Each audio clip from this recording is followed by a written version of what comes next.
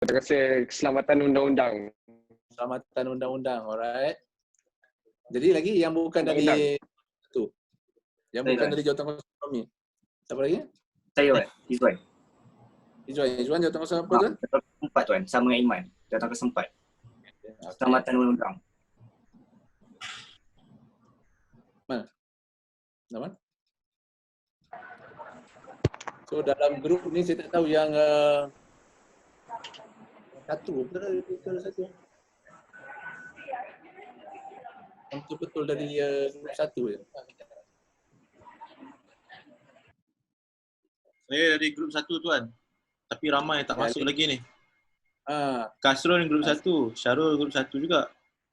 tiga orang cuma si Nazrin bagi tahu dia dia menguruskan ayah dia baru lepas meninggal kan. Jadi dia ada pihak bank ada call dia untuk uruskan benda yang penting. Okeylah, saya akan masuk kemudian kot. Lagi? Lagi ramai tak masuk lagi ni. Pengurusi pun tak masuk lagi ni. Betul tu. Pengurusi mana pengurusi? Tahu korang Selangor semua ni. Ramai Selangor ni pergilah panggil pengurusi tu. Itulah, dah 2 je lah. Pengurusi busy tu. Pengurusi Pengurusi kan siapa? Ifni. Ifni. Ni ah, malam ada. Dia akan ada urusan kerja sikit Tuan. Alright. So sekarang ni ada dengan saya ni ada 2, 4, 6, 8, 10, 11 orang tak apa, 11 orang pun okey. Kita on dulu. Sambil itu kita akan jumpa, kita akan tunggu kawan-kawan masuk dan kita boleh continue lah ya. Okey, saya ucapkan terima kasih kepada anda semua yang berkelapangan pada pagi tengah hari ni sebenarnya untuk kita mengadakan sesi kita panggil diskusi secara virtual untuk PBM, untuk ahli-ahli Parlimen Belia Malaysia. Tuan-tuan pun mungkin dah maklum bahawa kita tak dapat nak mengadakan perjumpaan secara fizikal.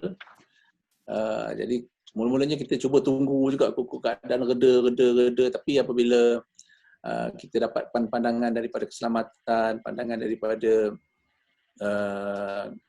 MKN dan sebagainya, walaupun suasana COVID ni reda, tapi bayangan yang diberikan kepada kita tu tidak nampak kita boleh mengadakan pertemuan ataupun persidangan yang melibatkan fizikal secara dalam tempoh yang terdekat ini. Kan? Walaupun reda, orang sampai hujung tahun ni tak boleh nak menganjurkan. Jadi untuk makluman, yang di bawah portfolio saya ni selain daripada perhimpunan ataupun persidangan belia, saya juga menguruskan tentang Hari Belia Negara pun kita terpaksa postpone. Tak boleh nak buat secara perhimpunan, terpaksa dibuat secara maya. Juga Majlis Perundingan Belia Negara.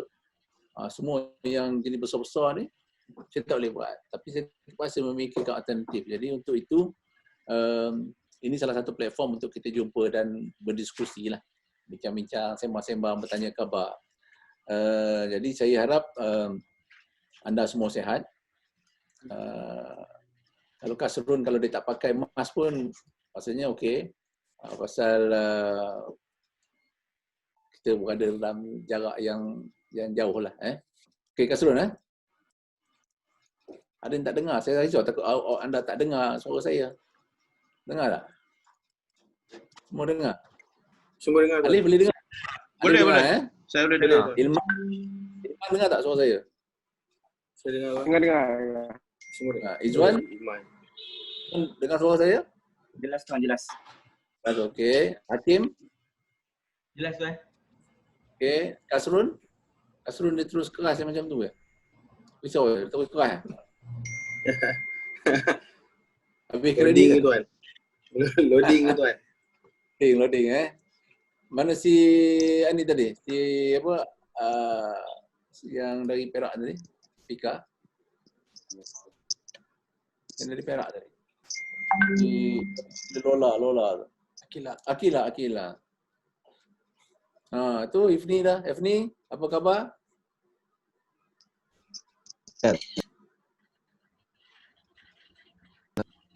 Boleh dengar tuan? Dengar Boleh. Ifni Okey. Ya. Ifni dah saya tak apa. Difahami. Dah susun ke? Siapa yang nak mula dulu dah susun? Tak? Atau saya petik? tak lagi tuan. Tak sempat. Sebelum saya memang terus di Wisma Putra balik melewat. Okey, tak Smart apa. Putra. Wow. Okey. Saya nak sharekan dulu beberapa perkara sebelum kita start kita punya diskusi ya. Yang pertama, saya akan bagi peluang pada tuan-tuan untuk berkongsi apa saja cerita, tapi fokus kita adalah kepada belia, tuan-tuan lah, untuk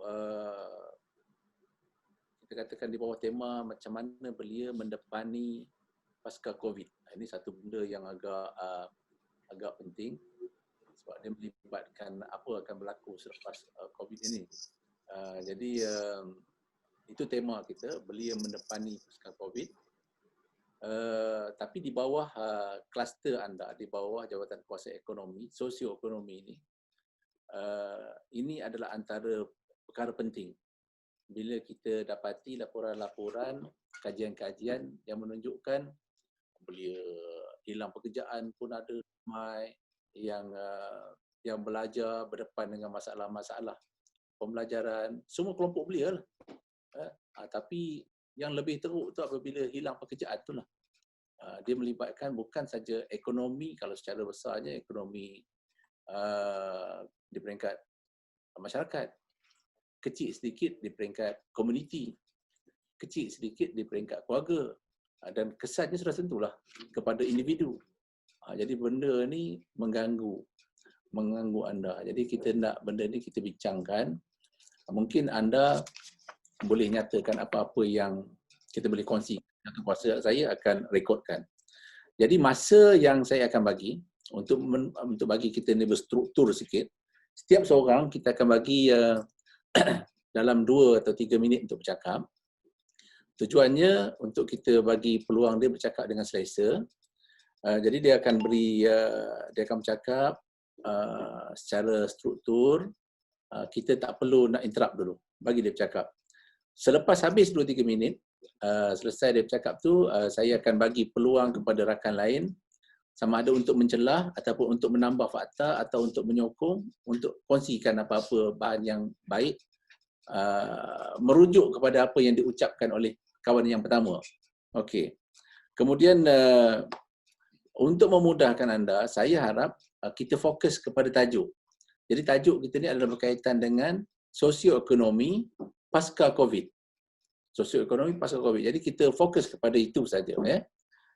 Yang ketiganya, saya harap diskusi kita ni boleh berjalan dalam keadaan yang santai, harmoni, kemudian kita tak perlu nak bercakap di luar daripada skop ni lah. Ini bukan forum politik.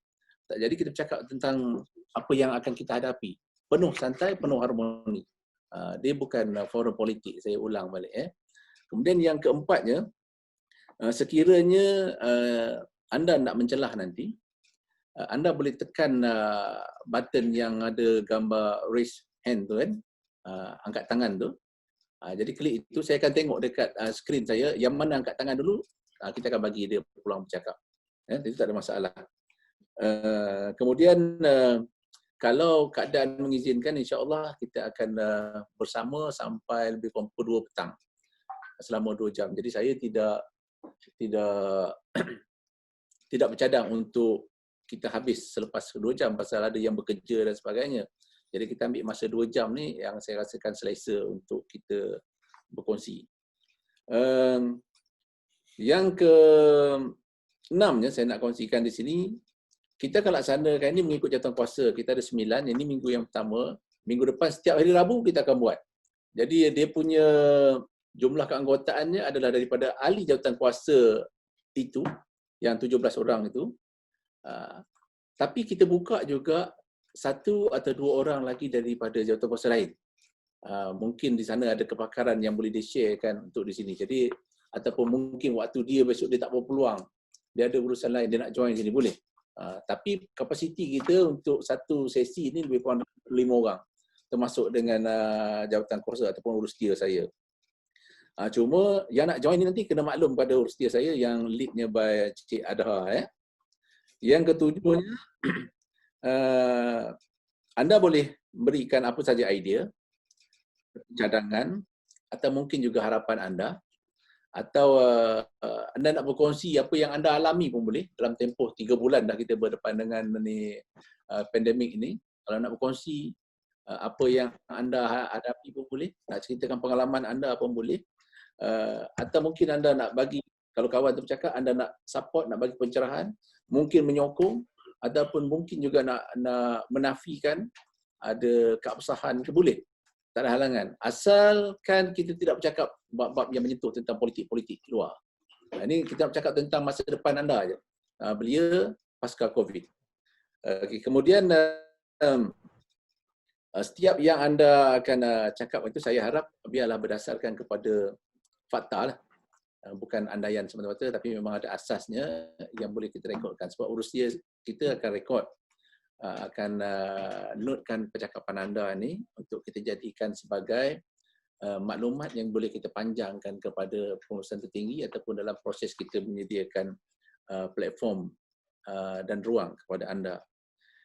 Dan yang kesembilannya, selepas sesi yang ke-9, jawatankuasa yang ke-9 nanti, saya merancang untuk mengadakan satu sesi town hall yang melibatkan semua ahli parlimen ini bersama dengan YB Menteri dan juga Timbalan Menteri. Sebenarnya dalam perjumpaan saya dengan grup Selangor dulu, Selangor ni ada mencadangkan pada sekretariat, kalau ada peluang dia orang nak berjumpa YB Menteri dalam sesi town hall, mana bukan di parlimen tapi sesi town hall.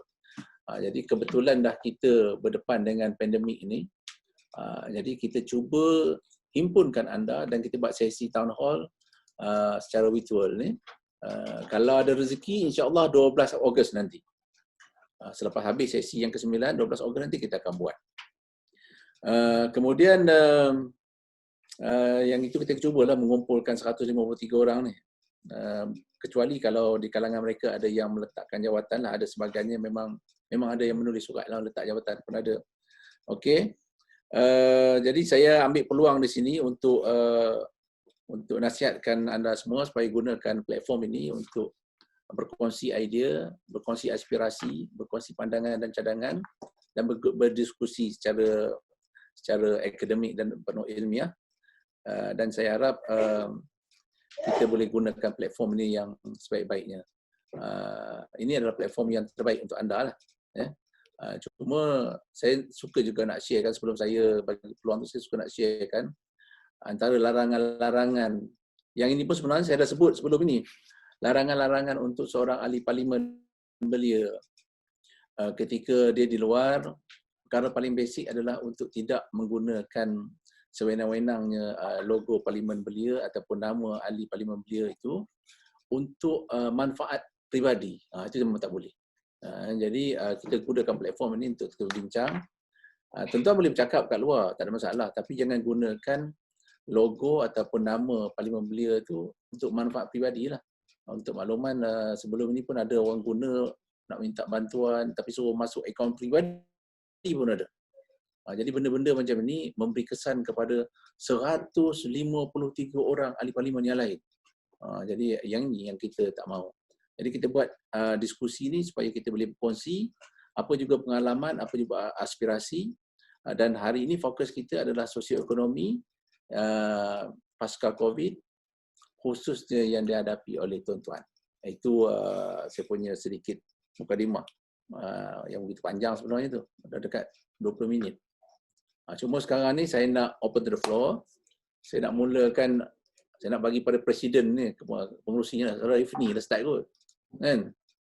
So Ifni, saya nak bagi peluang Ifni dulu berkongsi apa saja, bercakap dalam 2 minit gitu. Kalau ada extra time boleh. Yang lain-lain nanti selepas itu kita akan open kepada yang lain. So terima kasih, selamat datang juga kepada Ngam Li Liang. Mr. Ngam, boleh dengar? Okey, silakan saudara Ifni. Selangor 09. Baik, terima kasih Tuan. Baik, terima kasih Tuan. First of all, saya nak start dengan cakap tahniah kepada KBS atas, especially YB Menteri lah, atas inisiatif beliau leading up to Yang Amat Berhormat Perdana Menteri announce penjana, dan juga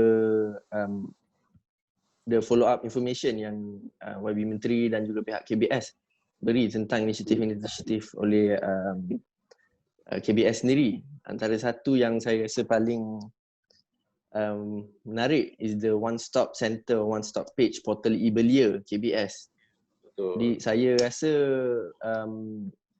saya sendiri saya tak nak ulah banyak sangat tentang keadaan ekonomi, pasal ekonomi, because to me I feel macam itu stating the obvious. Jadi I think it's important that whatever initiative or plans yang KBS dah buat ni, KBS mesti dah buat the homework, or kerajaan as a whole dah buat the homework. Tengku Zafrul dah tengok all the key economic indicators and affected sectors and all that. So tak guna kalau saya nak elaborate panjang-panjang, because people better than me and people more knowledgeable than me with access to better information dah buat dah homework dia. Jadi to me my main point here is I nak emphasize on kepentingan KBS dan juga kementerian-kementerian lain dan kerajaan secara umumnya untuk market portal e-Belia ni to all the youth and belia di Malaysia, because a lot of us, macam pada pengalaman saya sendiri, rakan-rakan saya, dia orang sign up untuk inisiatif yang dalam penjana ni, mana aku nak cari the information. So e-Belia is a very good reference point. Kita nak, kalau boleh, belia di Malaysia ni jadi sinonim. Apa-apa masalah dia, first thing yang dia akan fikir, baik aku check KBS lah. Mesti KBS ada tempat untuk aku refer benda-benda masalah ni. So it's like an FAQ kind of thing. So portal e-Belia ni, I see a lot of potential in it, but the success of e-Belia depends a lot on the marketing and the awareness dari segi belia di Malaysia untuk refer to the e-Belia portal itself. So, you know, mungkin KBS boleh luaskan awareness into macam physical marketing of portal e-Belia, mungkin di education fairs or these virtual education fairs yang universiti swasta duk buat ni. Maybe KBS can try and penetrate into those markets, make sure students yang nak join can also register terus pada portal e-Belia. So yeah, I think that's all that I have for now. It's again my main point here, kalau I'm going all over the place, minta maaf sebab kerja busy sikit ni, is portal e-Belia ni is very good place to market all the initiative from penjana yang focused on belia. And any belia-belia yang ada masalah di situ can also be used as a collection point for all the masalah-masalah yang dihadapi oleh belia. Right. I think that's all from me.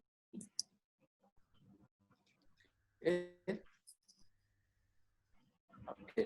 Terima kasih. Nampaknya awal Ifni dah buka kita punya tajuk dengan satu inisiatif baru yang dipelopori oleh KBS. Sebenarnya kalau tuan-tuan soroti di awal-awal YB Menteri memasuki pejabatnya lah, masuk ke KBS, dia telah melontarkan satu idea perlunya ada single landing page. Single landing page ni yang menjadi satu platform untuk anak muda, dia pergi je dia boleh tahu everything is there. Jadi ini yang Ifni maksudkan tadi. So terima kasih Ifni, saya harap antara orang yang terawal register di situ ni, dan lepas ni kawan-kawan boleh pergi. Sebenarnya saya tak mau ulas panjang tentang portal e-belia tu. Nanti kita akan sebut sikit-sikit. Cuma kalau tuan-tuan ada yang dah mula memasuki portal itu, boleh anda selit-selitkan nanti dalam idea dan ucapan anda ni. Saya pun ada share dekat FB saya, banyak info di situ berkaitan dengan portal e-belia ni. Dengan kata lebih mudahnya, dekat situ apabila anda pergi je, anda akan dapat connect ke beberapa institusi yang boleh membantu anda sama ada mencari pekerjaan, peluang latihan, kerjaya dan sebagainya. Di peringkat awal ini, di bawah portal e-belia ni, saya difahamkan oleh Sekretariat Induknya, kita cuba untuk akses ke 5 agensi ataupun kementerian di peringkat awal. Tapi akhir tu nanti kita cuba untuk link ke 19 buah kementerian yang berkaitan belia. Kalau tuan-tuan tengok kementerian-kementerian yang ada di Malaysia ni, 19 buah daripadanya memang ada kaitan dengan belia lah, yang mempunyai hubungan langsung dengan belia. Jadi akhirnya nanti portal ni nanti dia akan link ke semua tempat tu. So di peringkat awal ni saya difahamkan dia akan buat berperingkat lah, 5 dulu pasal dia melibatkan engagement dengan kementerian-kementerian lain. So terima kasih Ifni atas pandangan dan cadangan supaya kalau boleh kita nak perluaskan kepada umum supaya ramai orang tahu. Semua orang muda semua tahu. So ada yang lain-lain yang nak menambah atau mencelah sebelum saya bagi peluang kepada speaker yang kedua kita. Saya menyokong. Okey, Alif. Memang kena sokong tu. Pasal idea ni memang untuk orang muda. Tak, sebab dia pengurusi saya. Okey, sokong 20% ni. Aduh. Okey. Kalau nak bagi dulu, saya nak delegate kepada yang lain dulu. Boleh? Siapa nak jadi orang kedua? Alif nak cakap dulu? Boleh? Boleh. Saya boleh mula. Silakan Alif. Okay, Alif, WKL. Assalamualaikum kepada semua. Alhamdulillah, saya baru baca Penjana dan saya rasa program-program ataupun inisiatif-inisiatif yang dibentangkan oleh kerajaan adalah inisiatif yang baik. Yang paling elok sekali adalah program peningkatan kemahiran belia sebab kita ada keluarkan satu kenyataan dan dalam kenyataan tu kita meminta bahawa reskilling dan upskilling menjadi sebuah anchor yang kerajaan pegang kepada untuk memberi peluang pekerjaan kepada belia. Tapi masalah ni sekarang ramai belia takkan tahulah nak pergi mana nak cari upskilling dan reskilling punya platform. So kita tie balik kepada idea satu portal landing tu, itu benda yang elok sebab sekarang ni kalau kita tengok baru-baru ni AirAsia dah berhentikan beberapa banyak pekerja mereka dan saya rasa lepas ni lebih banyak sektor ekonomi pun akan memberhentikan banyak pekerja mereka. So memang diorang takkan ada cukup skill untuk memasuki bidang-bidang ekonomi yang lain. Oleh kerana itu saya rasa program-program peningkatan kemahiran ni adalah penting. Tetapi nak make sure yang kita betul-betul boleh boleh implement program-program macam ni, kita kena tahu mana nak pergi dan kita kena mudahkan kepada belia. Mungkin diorang hantar resume lepas tu ataupun mungkin diorang apply online sebab sekarang ni kalau kita baca dekat dalam Penjana tu, saya punya pandangan, saya anggap yang kita kena pergi kepada tempat program latihan dan penempatan. Mungkin secara kita dalam pandemik ni mungkin bolehlah kita buat program-program ni online. Lepas tu kita dapat sertifikat semua online. Tapi certification ni dah ada jaminan lah daripada satu institusi yang kredibel. Inilah saya rasa benda-benda yang elok. Lebih daripada itu, saya rasa yang penting sekarang ni adalah pekerjaan. Pekerjaan adalah penting. So, kalau kita tengok ramai negara yang lain tengah cuba memberhentikan pekerja asing. Diorang nak lower the rate of foreign workers. Saya rasa Malaysia pun kena buat benda yang sama. Oleh kerana itu, pada saya rasa benda yang paling elok sekarang adalah kerajaan membelanja duit untuk encourage employers ambil pekerja Malaysia sebab pekerja Malaysia ni bukan tak berkemah. Mereka kita berkairan, tapi sebab mereka lebih orang yang ada experience daripada luar negara, dia ambil lah orang pada luar negara. So sekarang ni adalah masa terbaik untuk kita kembalikan pekerjaan berkemahiran tinggi atau pekerjaan high income kepada orang-orang kita sendiri. Sebab ini adalah masanya, tak ada masa yang lain. Sebab kalau kita tengok zaman sekarang ni, confirm lepas ni banyak kerja dah tak ada, tapi lepas tu bila kita dah menjadi pekerja yang baru, lebih elok kita cari pekerja kita. Sebab sekarang ni kalau orang yang luar, yang datang daripada luar negara, dia datang sini, dia kerja kat sini, lepas tu dia hantar duit balik kepada negara dia. So the money is not in our economy, kita tak cukup kita tak cukup nak stimulate ekonomi kita. So sebab itu pada saya rasa ini adalah masa terbaik untuk kerajaan introduce inisiatif. Sebagai contoh, katakan kalau diorang employ orang Malaysia, instead of employing expat luar, kerajaan akan bayar gaji, kerajaan akan bayar setengah gaji buat masa 3-4 bulan. Itu mungkin employer akan sukalah idea-idea macam tu.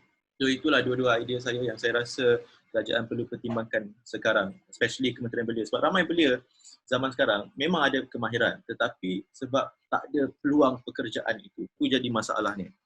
So diorang pun rasa macam alamak nak buat macam mana. Yang ketiga pula, saya rasa lebih dari pekerjaan, Kementerian Belia kena fokus kepada keusahawanan. Tapi keusahawanan ini bukan sahaja agriculture, bukan sahaja primary industry, tapi juga teknologi, innovation. So Belia ni kena fokus lebih kepada startup. Sebab startup ni adalah benda yang seluruh dunia buat. Kita ada satu startup yang memang betul-betul berkembang lah. Tapi startup tu pindah kepada Singapura. Macam kat Indonesia, diorang ada 5 startup yang betul-betul famous. Startup yang jadi unicorn, menjana $1 billion. Dia punya valuation $1 billion. Malaysia tidak ada benda tu lagi. So kepada saya, lebih kepada pekerjaan, lebih kepada macam mana kita nak meningkatkan kemahiran, kita juga kena fokus kepada keusahawanan daripada primary industry dan juga kepada services dan juga secondary dan juga startup industry.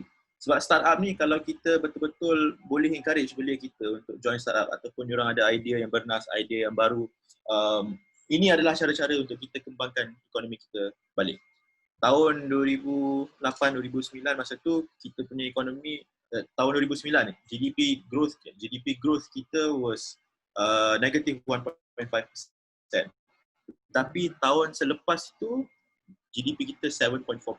So saya harap-harap benda yang sama akan menjadi pada tahun 2021 dan ini akan jadi jika kita betul-betul fokus kepada anak muda kita akan fokus kepada keeping the money in the country. Sebab kita tak nak duit kita luar negara sekarang.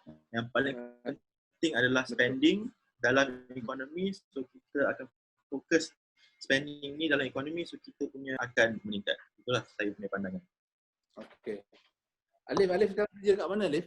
Saya tak kerja, saya masih buat degree. Saya buat degree dekat UK. Ya. Ha.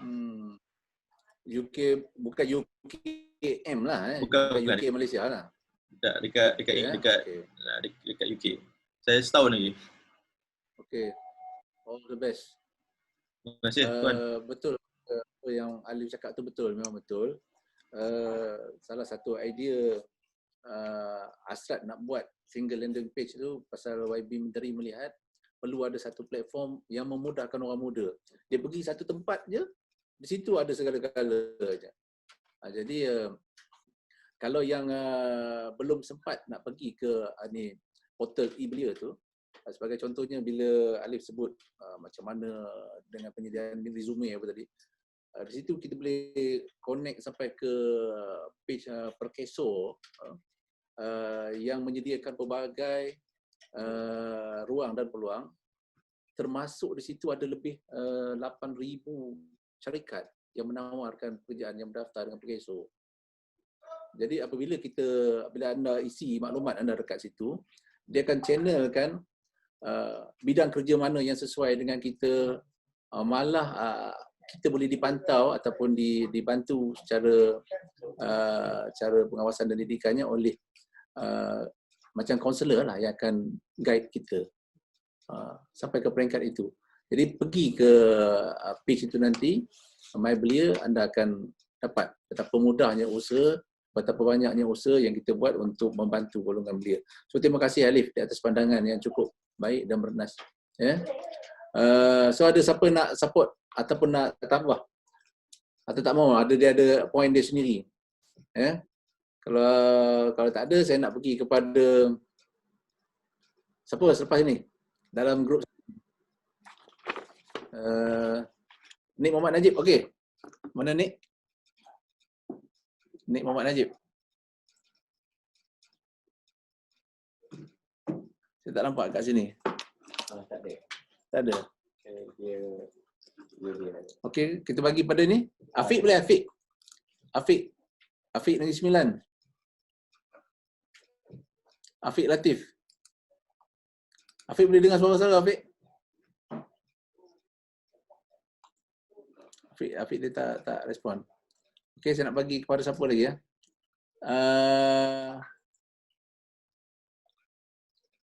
Syarul Amin, Selangor 23. Ya, saya tuan. Okey, silakan Syarul Amin. Okey. Selangor 23 Syarul Amin. Ya, boleh. Bismillahirrahmanirrahim. Assalamualaikum warahmatullahi wabarakatuh dan salam sejahtera kepada semua. Jadi idea saya ataupun cadangan dan pandangan saya adalah mengenai lebih tertumpu kepada belia bawahan ataupun belia B40 yang sekarang ini kita tengok waktu pandemik COVID-19 ni, kebanyakan belia B40 ini lebih cenderung kepada pekerjaan gig, GIG yang sementara ini.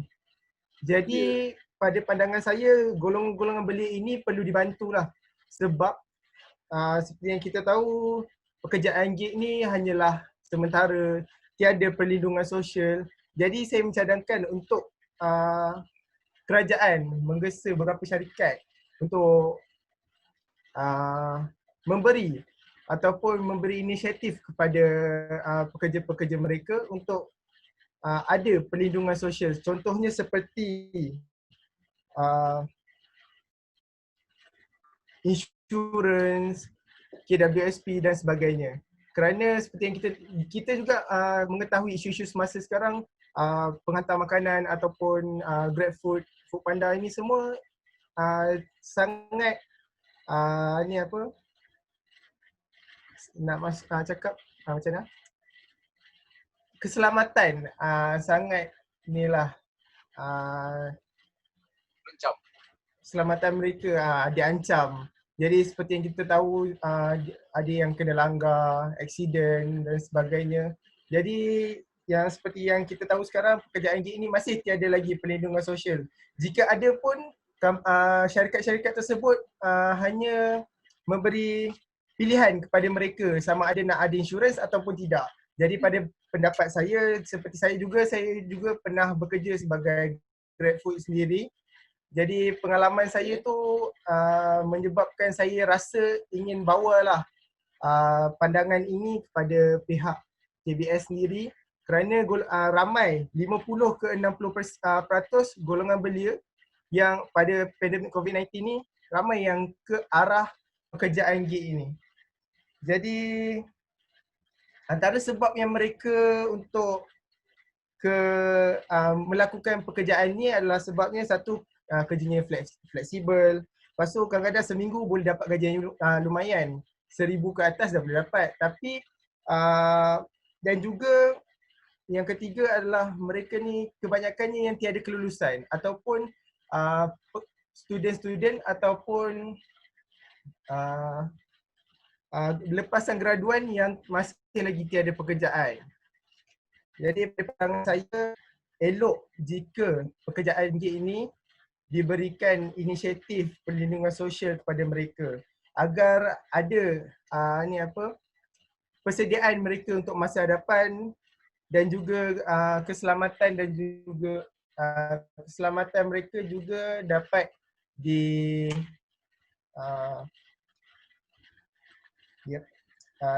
dijaga maafkan saya. dan perhatian kan.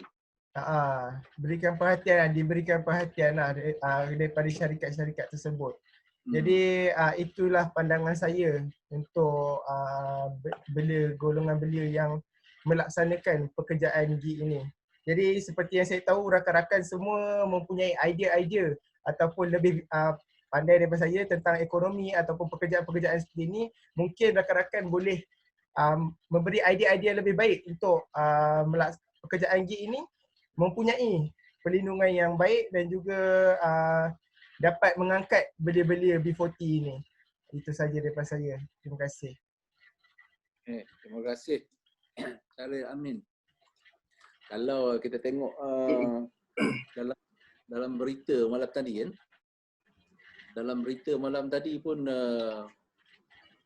antara salah satu segmen adalah bercakap tentang perlindungan sosial untuk rakan-rakan kita yang bertugas ataupun yang bekerja sebagai penghantar makanan.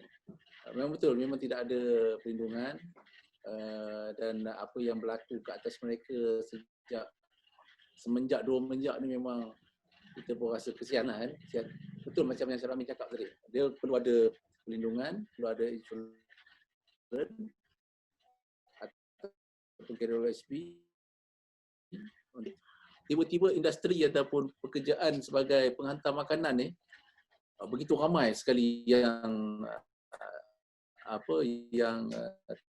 terlibat. Betul tak? Memang begitu ramai sekali. Satu segmen ataupun ada satu dasar ataupun satu kes yang boleh melindungi mereka. Okey. Saya sokong Tuan. Saya tambah sikit untuk Syaril Amin. Ya. Silakan. Siapa tu? Saya Ismail Zaini daripada Selangor, Jawatan Kuasa Terpaksa. Terus Kamal. Baru-baru ini dalam penjana kita tahu, terima kasih kepada semua. Assalamualaikum warahmatullahi wabarakatuh. Saya tambah sedikit je untuk Syaril Amin tu, di mana dalam penjana kita tahu kerajaan membutuhkan perlindungan sosial dan latihan bagi pekerja ekonomi gig ini kerana kerajaan khususnya Kementerian Multimedia dan juga Kementerian Sumber Manusia telah melihat gig ekonomi ini dan mereka juga memberi mahu merakyatkan ekonomi digital ini di negara ini. Dan kita tahu perkembangan gig ekonomi ini, syarikat-syarikat yang mengamalkan gig ekonomi atau freelancer ini semakin meluas dan menjadi pilihan sebagai pekerjaan kedua bagi golongan masyarakat pekerja di Malaysia ini. Antaranya seperti Grab Driver, Grab Food, Foodpanda, freelance yang lain. Dalam penjana yang diumumkan oleh Yang Amat Berhormat Perdana Menteri baru-baru ini, kita melihat pendudukan yang diberikan sebanyak 50 juta dana padanan untuk EPF dan juga PESO di skim air saraan di bawah KWSP. Kita lihat 50 juta ini diperuntukkan kepada golongan gig ekonomi supaya mereka mendapat perlindungan sosial dan latihan yang baik bagi pekerja ekonomi gig ini. Bagi saya itu adalah satu perkara yang baik, tetapi keberkesanan dia, impak dia kepada golongan-golongan gig ekonomi, terutama mereka-mereka yang tidak ada insurans nyawa. Mereka ada insurans kenderaan, jika apa-apa berlaku kenderaan mereka tidak ada masalah, tapi nyawa mereka. Kebanyakan daripada rider-rider ataupun yang dalam gig ekonomi ni, mereka bila berlaku kemalangan, kebanyakan mereka tidak mempunyai insurans sendiri ataupun medical card sendirilah. Jadi perkara ini bukan baru lagi, dah lama. And then kita tahu bahawa medical card ataupun insurans ini ia ada yang mahal, ada yang murah, dan awareness among the people terhadap insurans ini masih lagi rendah. Jadi saya rasa saran kerajaan berkenaan 50 juta yang akan diperuntukkan adalah baik, tapi kita perlu bagi lebih banyak kesedaran kepada mereka ini agar sampai kepada mereka ini dan insurans ini dapat digunakan oleh mereka. Kedua, Malaysia Digital Economy Corporation juga telah membentukkan 25 juta bagi Global Online Workforce, GLO. Dalam ni mereka mahu melatih dan juga mendidik mereka-mereka yang mengamalkan perniagaan online, gig ekonomi ataupun mereka-mereka dalam gig ekonomi untuk memperkasa dan membimbing mereka menjadi pekerja digital bertaraf global. Kita lihat bahawa inisiatif bawah penjara ini dapat membantu rakyat. Persoalannya di sini, keberkesanannya. Jadi saya harap pihak-pihak yang terutama golongan belia dan juga Kementerian Belia dan Sukan mungkin boleh membuat insentif dan juga kesedaran kepada golongan-golongan ini. Kerana kita lihat bahawa gig ekonomi ini antara boleh memacu ekonomi negara dalam skala yang kecil, terutama sekali boleh meningkatkan memberi pendapatan lebih kepada pekerja-pekerja belia di Malaysia ini. Itu sajalah saya sokong apa yang Syarul Amin cakap. Terima kasih tuan. Okay. Terima kasih, Iman.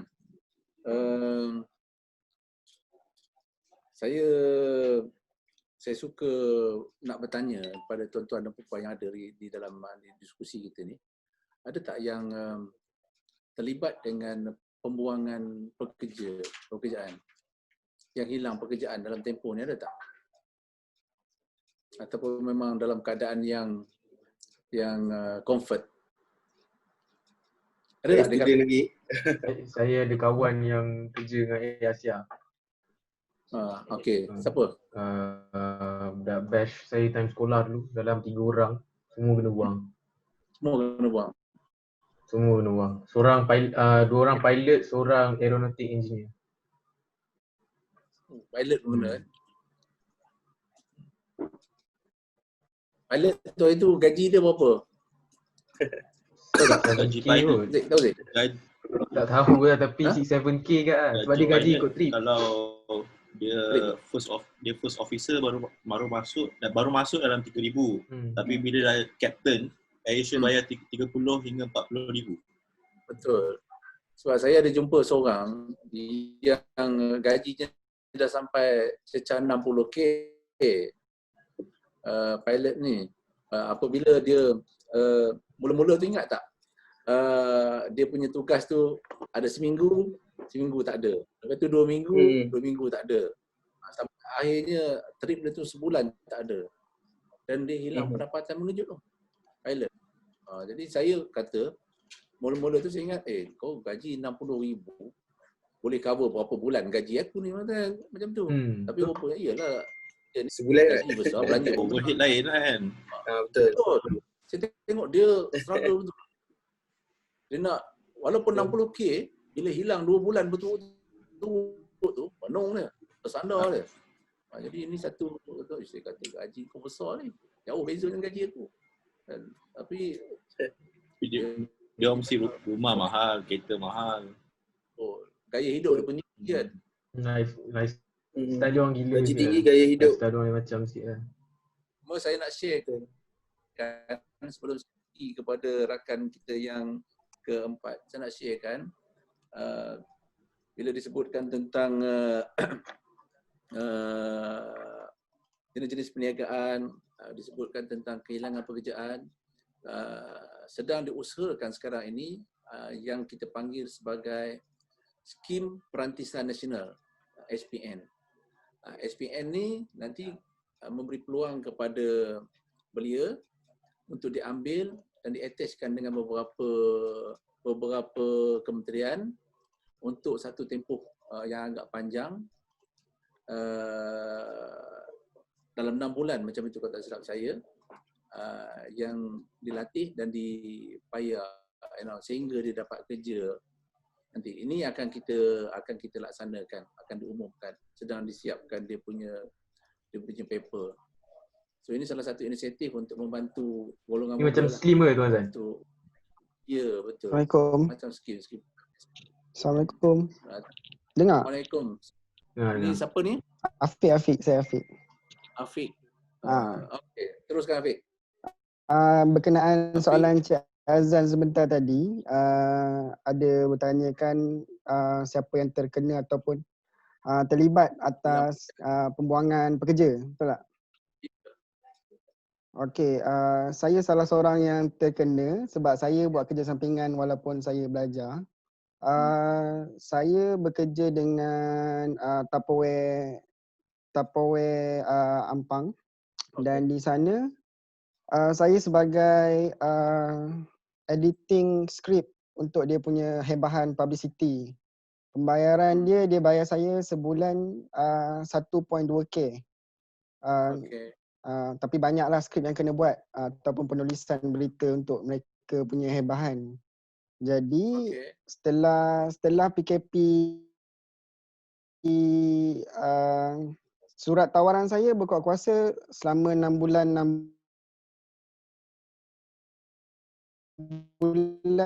tau. Jadi saya tak dapat bayaran sejak PKP bulan 3, bulan seterusnya saya tak dapat. So Ya. saya boleh ambil tindakan atas tu atau tak boleh? Kiranya sekarang ni saya tanya bos saya tapi bos saya pun diam je. Hmm. Hmm. Ada agreement apa-apa? Ada agreement, surat agreement semua ada. Ya. Cuma saya tak tahulah lepas PKP ni mungkin dia sambung balik atau sebagainya, tapi saya sampai bulan 6 ni je. To breach. Yalah. Macam saya tak boleh nak jawab lah soalan Afiq tu kan. Yang saya, tapi saya fahamlah apa yang Afiq alami tu. Cuma So dia memberi impak juga Cik Azan. Nak bayar kereta, nak bayar bil telefon. Betul. Berapa lama kerja dengan ni Tupperware tu? Sebelum ni saya sebagai PA artis Nabil Ahmad kan. Jadi saya bekerja dengan dia adalah gaji saya. Cuma sekarang ni bila saya dapat kerja yang baru ni, saya keluarkan another cost lah untuk saya punya ni kan. So kerja dengan Tupperware tu baru je starting awal tahun hari tu. So untuk 2 bulan pertama tu dapat gaji. Sejak mulanya PKP hari tu saya tak dapat dah. Ya. Dia tu silent macam tu je. Dia silent. Saya call semua sebab saya nak ke office saya tak boleh kan. Okay. Mungkin lah saya lepas ni ke office ke bincang balik dengan dia. Dia jadi PA artis tu lama? Dah 2 tahun. Ya. Sekarang ni tak ada lah dengan artis pun tak lagi. Artis pun tak ada job sekarang. Dengan ni artis pelawak Nabi Ahmad ke dengan Ustaz Nabi Ahmad? Nabi.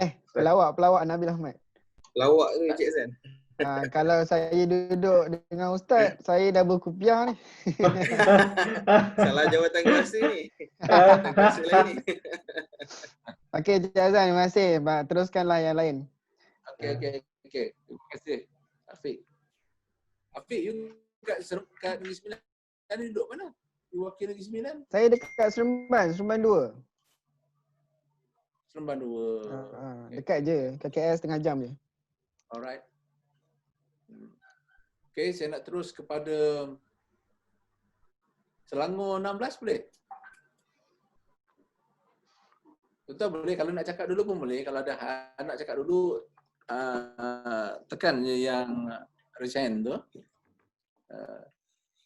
Kalau tak ada, saya nak bagi kepada mana tadi, Ngam Li Liang, Selangor 16. Boleh Ngam? Dia cari butang apa tu? Selangor 16, Ngam. Boleh dengar tak? Tak boleh. Okey, Izwan boleh Izwan? Mana Izwan? Hello, boleh dengar tak? Izwan. Hello. Saya dengar. Okey. Hello. Ya. Siapa nak cakap dulu? Sekarang Izwan ni. Okey, Ngam. Okey, kita bagi Ngam Li Liang. Silakan. Okey, line saya sini kurang stabil sikit. Boleh dengar ke tak semua? Saya dengar. Hello. Yang lain saya tak pasti. Hello. Boleh dengar. Okay, Ngam. Jelas. Ngam. Ya. Okey, selamat tengah hari saya ucapkan kepada Tuan Hassan dan juga rakan-rakan seperjuangan Parlimen Belia Malaysia. Yang sebenarnya tadi kata pasal unemployment of youth, pasal tak ada kerja, sebenarnya saya memang salah seorang yang kena pecat bulan lepas. Saya memang dah habis belajar degree dah. Sekarang part time master. Tapi saya kerja full time lah. Lepas tu bulan lepas saya pun kena pecat. Nasib baik sekarang bank tak perlu bayar lagi lah semua. Ya, yang itu pasal unemployment. Lepas tu ada jugalah. Hello. Ngam kerja dengan mana? Saya kerja dekat homestay management company. Lepas dia memang buat homestay. Jadi sepanjang PKP ni sampai memang sepanjang musim PKP memang tak ada sales lah. Jadi dia memang rugi besar jugalah. Jadi company saya pun tak boleh terus macam tu lah. Lepas tu yang pasal polisi-polisi yang telah diumumkan oleh kerajaan, saya memang anggapkan itu merupakan polisi yang baik lah, yang dapat membantu belia dalam upskilling. Sebab ambil contoh kawan-kawan belia saya yang pernah bekerja dengan saya dalam company homestay ni, ramai juga yang belia. Tapi problem mereka ialah apabila mereka kerja dengan homestay property ni, misal kata mereka jadi housekeeping, HR management dan sebagainya. Tapi masa mereka dah kena pecat, mereka nak cari kerja lain dekat industri lain memang susah. Sebab mereka memang tak ada, orang kata, asas untuk industri lain lah. Sebab mereka tak pernah kerja dalam bidang lain. Jadi yang anak muda ni semua sebenarnya mereka akan lebih selesa cari balik syarikat-syarikat mana yang memang sama industri dengan apa yang mereka pernah buat lah.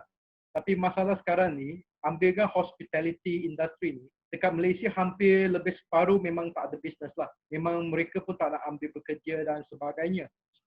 Jadi saya angkatkan program upskilling ni memang adalah baik untuk belia sebab ia akan memberi lebih banyak option ataupun lebih banyak macam mana kata, lebih banyak pilihan kepada mereka untuk belajar skill yang baru lah.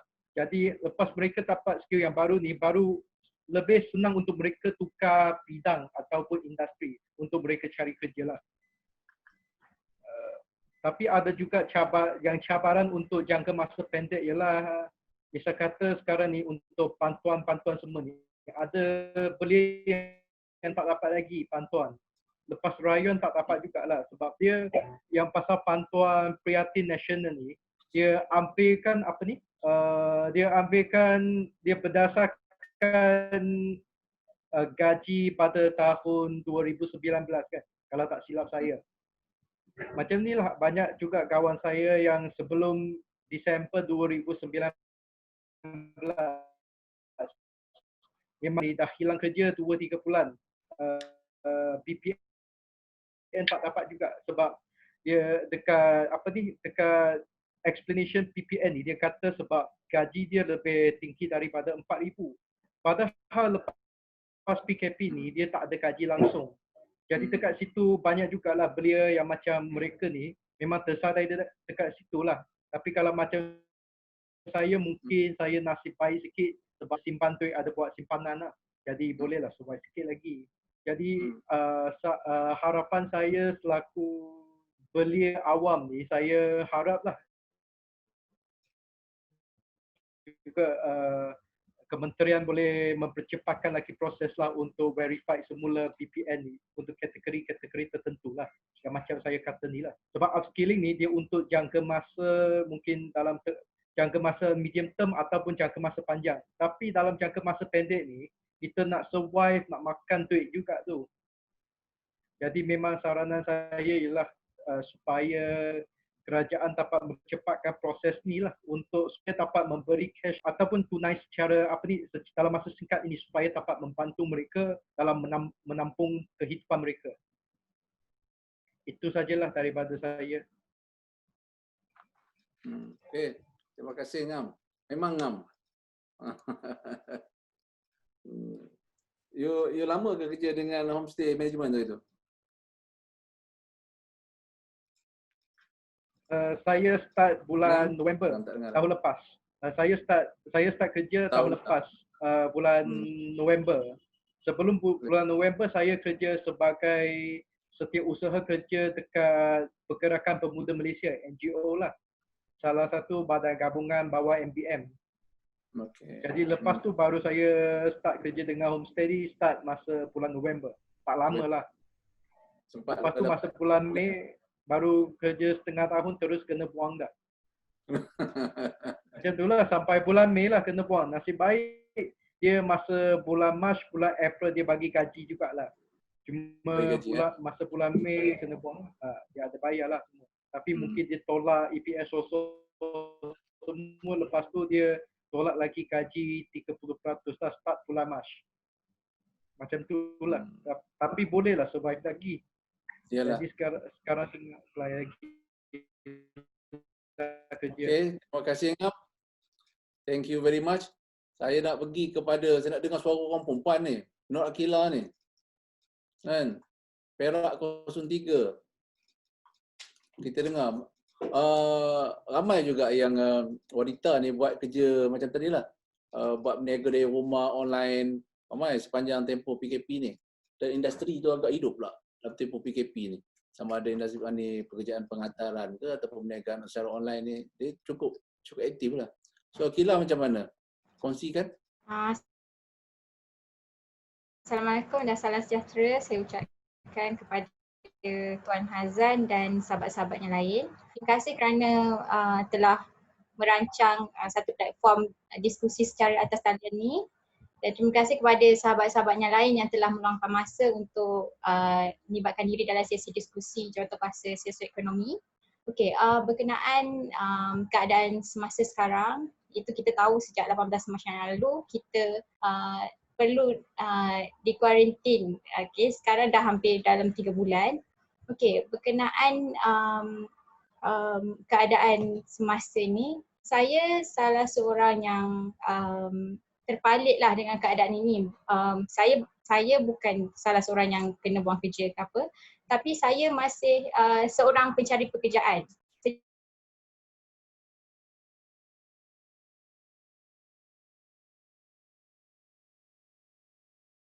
Pendapat bahawa ianya lebih mencabar untuk saya dapat kerja, apatah lagi kena bersaing dengan graduan yang lain, and then sekarang juga ditambah pula dengan mereka-mereka yang dah berpengalaman dan dibuang kerja. So itu lebih menyukarkanlah untuk pencari-pencari pekerjaan untuk mendapatkan kerja.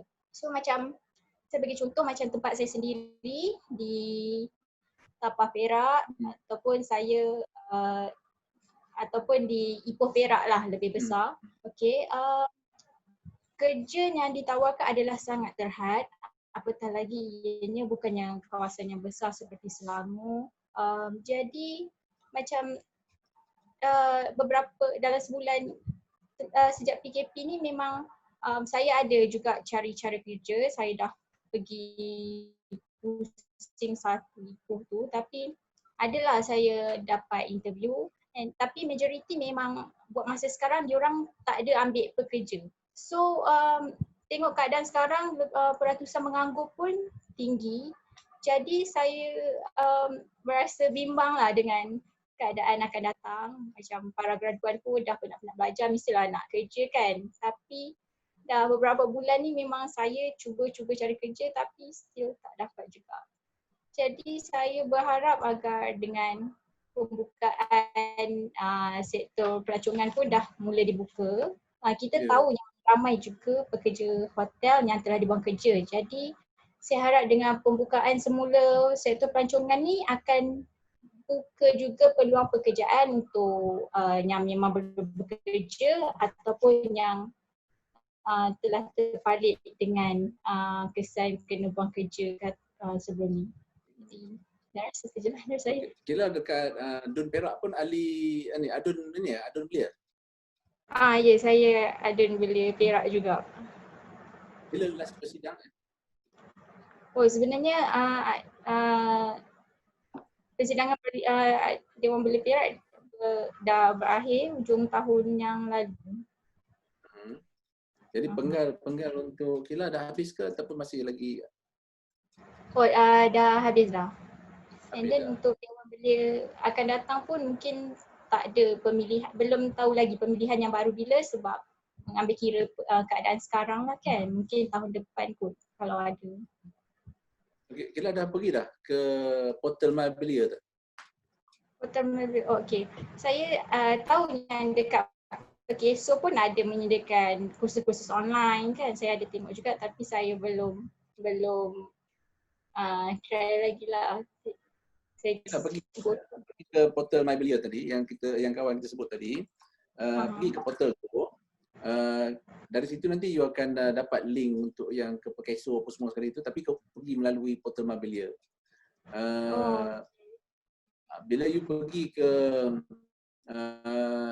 link yang Pekeso punya nanti, you perlu mengisi borang tu, maklumat tu. Maklumat tu dia akan trace dari segi qualification you, pekerjaan yang you nak, berapa distance jarak di antara rumah dengan tempat kerja yang you cari, ada tak kandungan, syarikat mana, ada dinyatakan di situ. Cuba menggunakan portal tu pula. Okey. Bila dapat kerja tu jangan senyap, ceritalah sikit. Kalau dapat kerja. InsyaAllah. Okey, terima kasih Kira. So seterusnya saya nak bagi siapa? Kasrun lama nunggu. Kejap dalam kereta tadi siapa? Kasrun tak? Halo Kasrun, Sabah. Okey. Saya nak bagi orang Sabah cakap pula. Okey. Kalau ada siapa yang nak cepat, bagi tahu ya. Okey, silakan Kasrun. Okey. Assalamualaikum warahmatullahi wabarakatuh. Bismillahirrahmanirrahim. Saya hanya menceritakan sedikit sebab saya pun memang kejar masa. Kalau nak saya memang faham. Betul. Apa yang saya lihat, saya tidak menyeluruh lah sebab yang saya nampak itu yang saya akan cakap. Daripada analisis dan pemerhatian saya untuk belia di Sabah, untuk bagi industri perhotelan memang terkesan, tapi cadangan saya satu je. Cadangkan dengan Menteri Belia, tambahkan industri-industri wujudkan di negeri Sabah. Kerana kawasan ini sangat besar, cuma industri begitu kurang. So untuk belia-belia yang menganggur di bahagian Sabah, saya rasa itu salah satu cara untuk menyelesaikan masalah. Saya lihat sendiri negeri Sabah ni industrinya sangat sedikit, tapi luas. Jadi cadangkan dengan menteri, promosikan negeri Sabah ni, tarik pelabur-pelabur. Lebih mudah dia, lebih mudah bahagian pertanian. Contohnya Malaysia sendiri kekurangan beras, dia mengimport. So saya rasa itu salah satu kita boleh cuba peluang tu untuk tanam sawah padi di Sabah. Sekian, itu je. Kasrun sekarang kerja mana Kasrun? Saya kontraktor. Kontraktor. You kontraktor apa? Kontraktor pakai Binaan. Binaan, okey. Tak musim hujan sekarang Sabah? Apa tu?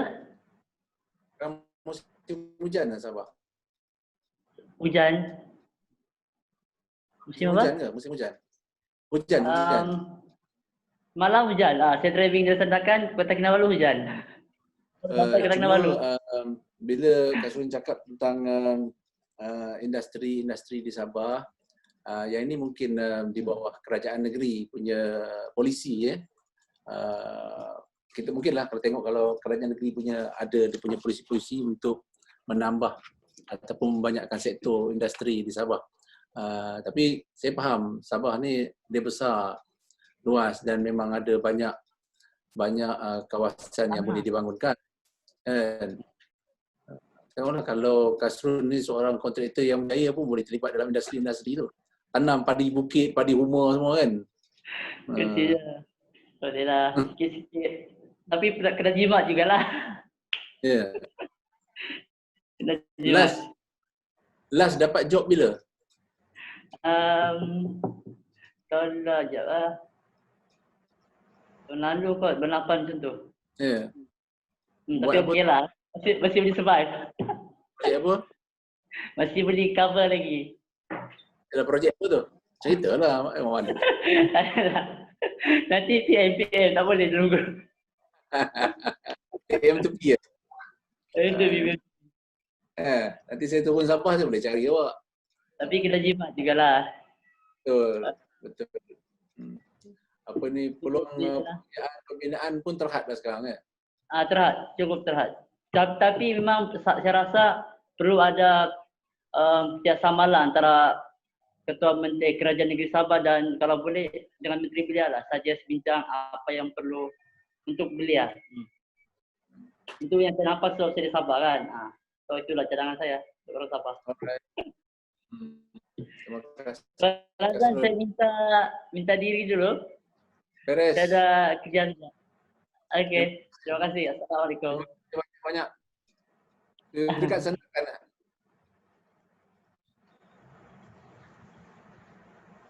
Okey. Saya nak terus kepada siapa ni? Izwan tadi Izwan dah ready tadi kan? Kita bagi Izwan. Saya Tuan saya. Okey, silakan Izwan Faiz. Alright. Assalamualaikum dan selamat sejahtera semua. Saya nak ucapkan terima kasih kepada Tuan Azan dan rakan-rakan yang lain. Jadi disebabkan kita tengah berdiskusi tentang sosioekonomi pasca COVID-19 ni, saya nak tambah sedikitlah pandangan saya. Saya sebentar tadi, saya setuju tau dengan pandangan Saudara Alif dari KL. Mengenai idea beliau kepada kerajaan bagaimana nak bantu pulihkan ekonomi negara. Tapi kat sini saya tambah sedikit, selain daripada kerajaan, kita juga sebagai rakyat Malaysia perlu main peranan untuk sama-sama bantu memulihkan ekonomi negara. Sebab banyak tadi kita dengar kes pemecatan. Macam saya sendiri saya nak share sikit lah. Saya bekerja di private sector, part time di Starbucks. Macam kita tahu Starbucks antara private sector yang besar dalam Malaysia ni, yang gah lah orang kata, pun mengalami perkara yang sama. Saya nak share something yang kat Starbucks pun ramai yang dah dipecat. Even kita dengan Starbucks kan macam wow, company yang besar. Pun mengalami perkara yang sama. Krisis dalam Starbucks ni memang dah ramai kena pecat. Orang atasan, sampailah dari pekerja bawah ni, memang dah ramai kena pecat. Jadi perkara itu yang bagi saya macam kita kena adaptasi lah perkara tu. Cari pekerjaan lain ke. Okay, so saya nak tambah kat sini. Bagaimana kita rakyat Malaysia nak bantu pulihkan ekonomi negara. Saya ambil contoh terdekat, saya nak tambah tadi dari Perak tadi Akila, dari sudut sektor pelancongan. So saya pun memang pelajar dari tourism management. Saya nak tambah sikit. Contoh terdekat dari sudut aspek pelancongan.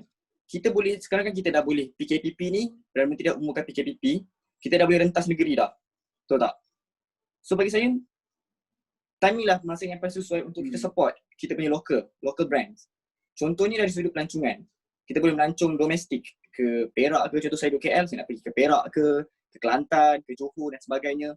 Sebab kita tahu pelancongan ni antara elemen yang penting untuk ekonomi negara. So bagi saya, sekarang rakyat pun kita semua ni, belia ke dan sebagainya, perlu mainkan peranan untuk membantu pulihkan ekonomi negara. So kita tengok dekat media sosial dan sebagainya, ramai je orang still beli like Shopee, even kita dah tutup sepadan negara tapi online dan sebagainya still ada. Contohnya Shopee. Kita still beli barang-barang dari China dan sebagainya. So kat sini, macam ni kita nak kembangkan ekonomi negara. Itulah, so pandangan saya, selain daripada kerajaan untuk membantu rakyat, kita juga sebagai rakyat Malaysia perlu mainkan peranan untuk sama-sama bantu ekonomi negara. Sebab kita tengah bercakap tentang ekonomi kan. So saya nak kat sini like macam kita perlukan peranan kita yang tersendiri lah. Tak kisahlah kerja di private sector ke, di kerajaan dan sebagainya, kita kena cari cara untuk bantu, sama-sama bantu ekonomi negara. Jadi itulah serba sedikit pandangan saya mengenai sosioekonomi ni COVID-19, pasca COVID-19. Terima kasih Tuan. Okay, terima kasih Faiz. So Faiz sekarang ni bekerja? Saya masih bekerja Tuan, part time di Starbucks. Di Starbucks lah tak terlibatlah dengan pembuangan pekerjaan. Alhamdulillah masih selamat Tuan. Alhamdulillah. Ni pas sekarang. Ya. Ramai yang terkesan ramai, tadi pun ada kawan-kawan kita yang kena buang kerja.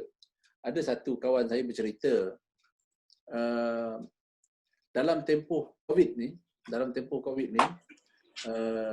golongan yang terkesan dan mungkin dia tak boleh nak bertahan adalah mereka yang tinggal di urban di bandar. Kerana ini pandangan seorang kawan, dia kata kerana mereka dah kebiasaan hidup dengan keadaan apa yang dialami sehari-hari.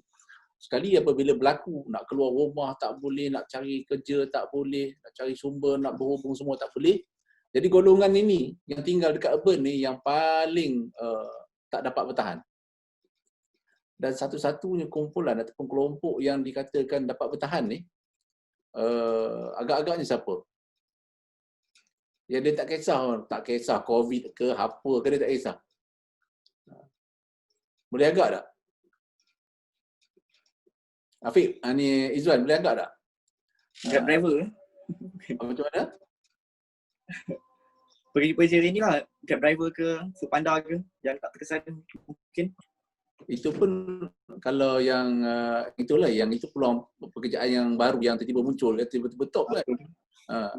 Tapi dalam cerita kawan saya ni, tapi saya rasa cerita tu ada asas dia. Dia kata masyarakat belia ke masyarakat di bandar ni tak boleh nak bertahan ketika COVID ni, pandemik ni, berbanding dengan komuniti orang asli dia.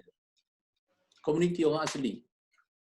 Dia tak kisah COVID ke apa ke, dia hidup macam tu juga dia. Kan? Sampai macam itu. Dia nak membandingkan kita punya daya tahan antara masyarakat bandar dengan orang bandar. Orang asli boleh survive, Cik Izzan. Betul. Dia orang boleh makan petai, jering, durian. Berkemahiran. Di sini yang kita mau nampak sejauh mana kita ni boleh survive atau tak boleh survive. Betul tak? Kan? Bila kita dah bersedia ke tak bersedia. Bila kena macam mengejut macam ni, apa kita nampak macam-macam rupanya. Usahakan anda semua. Saya ketika 2 minggu pertama yang kita tak pernah akan keluar rumah kan, saya onsing duduk rumah. Memang onsing. Nak start motor pun tak boleh. Siang tunggu malam, malam tunggu siang.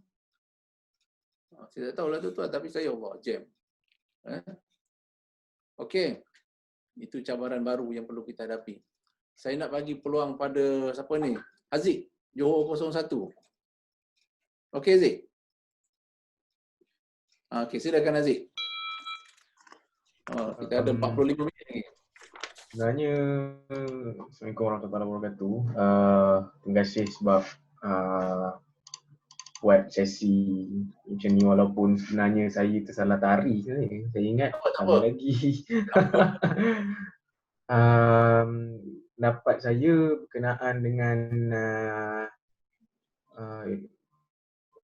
isu employment dan sebagainya ni, kami di Jawatan Kuasa Kerohanian dan Keagamaan sebenarnya sedang menggerakkan satu cadangan untuk kita memperkenalkan satu cabang baru pekerjaan untuk anak muda, which is we believe that this might also be correlated with the demands to somehow affect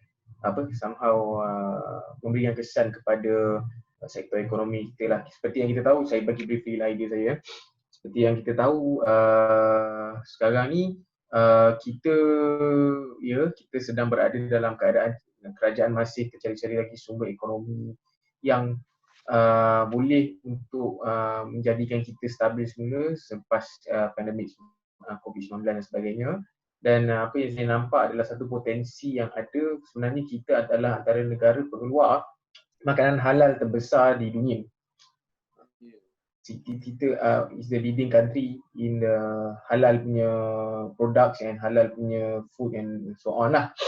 Jadi saya rasa jawatan kuasa kami cuba untuk mencadangkan kepada kementerian perkanan seperti Kementerian Hal Ehwal Agama dan juga Kementerian Perdagangan Komoditi, Kementerian Pertanian, Perdagangan dan Komoditi untuk kita memperkenalkan satu skim pensijilan sembelihan halal profesional kepada anak muda kita, supaya dalam masa yang dalam kita nak memberikan peluang pekerjaan kepada mereka, kita juga dapat buat satu cabang servis kepada masyarakat dunia untuk kita memperluaskan lagi pasaran makanan halal di seantero dunia lah. Itu pendapat itu apa yang kami di jawatan kuasa kami cuba untuk usahakan.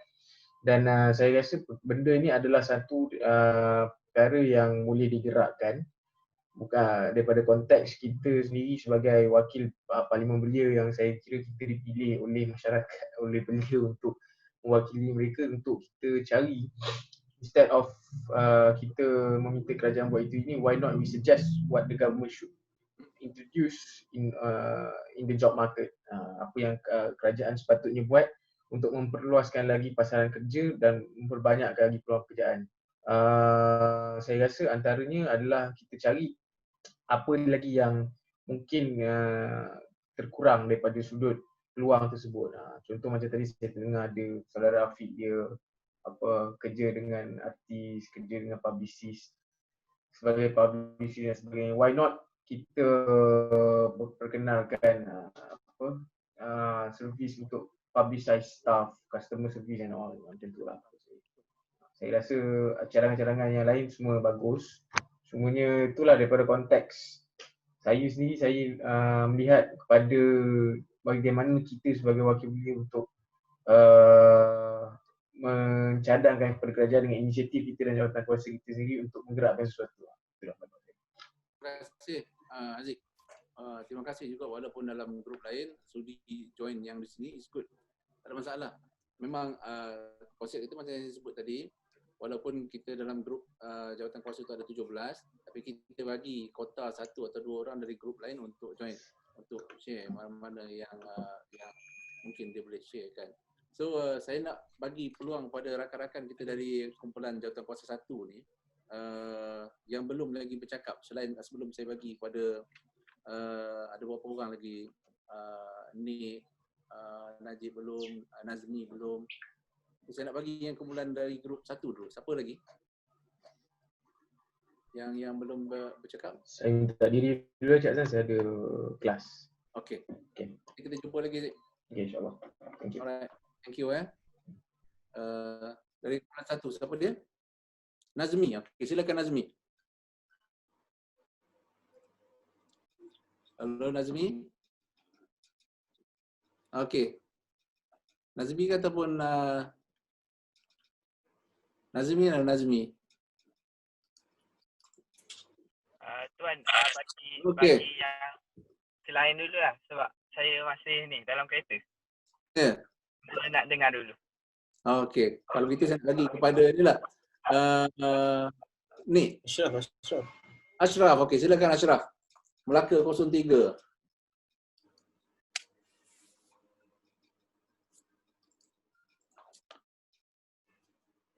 Halo Ashraf.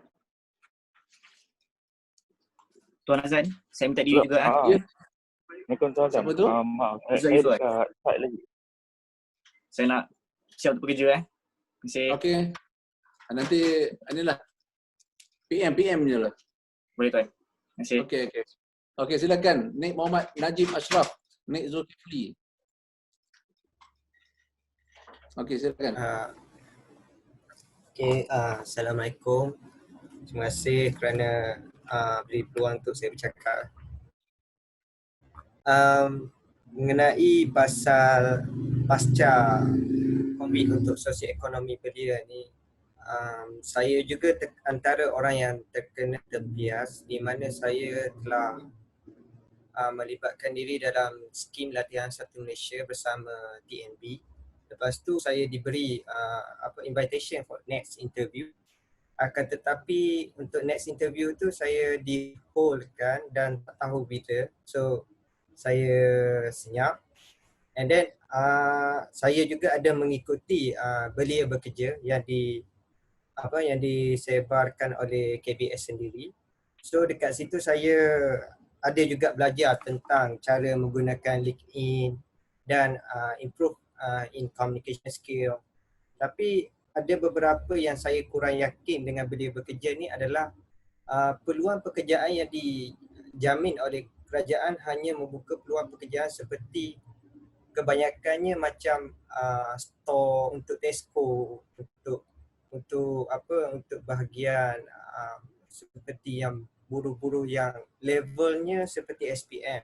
So kat sini saya nak fokus untuk profesional belia di mana kebanyakan golongan kami hari ini adalah mempunyai orang kata sijil tidak kurang daripada ada diploma, ada degree.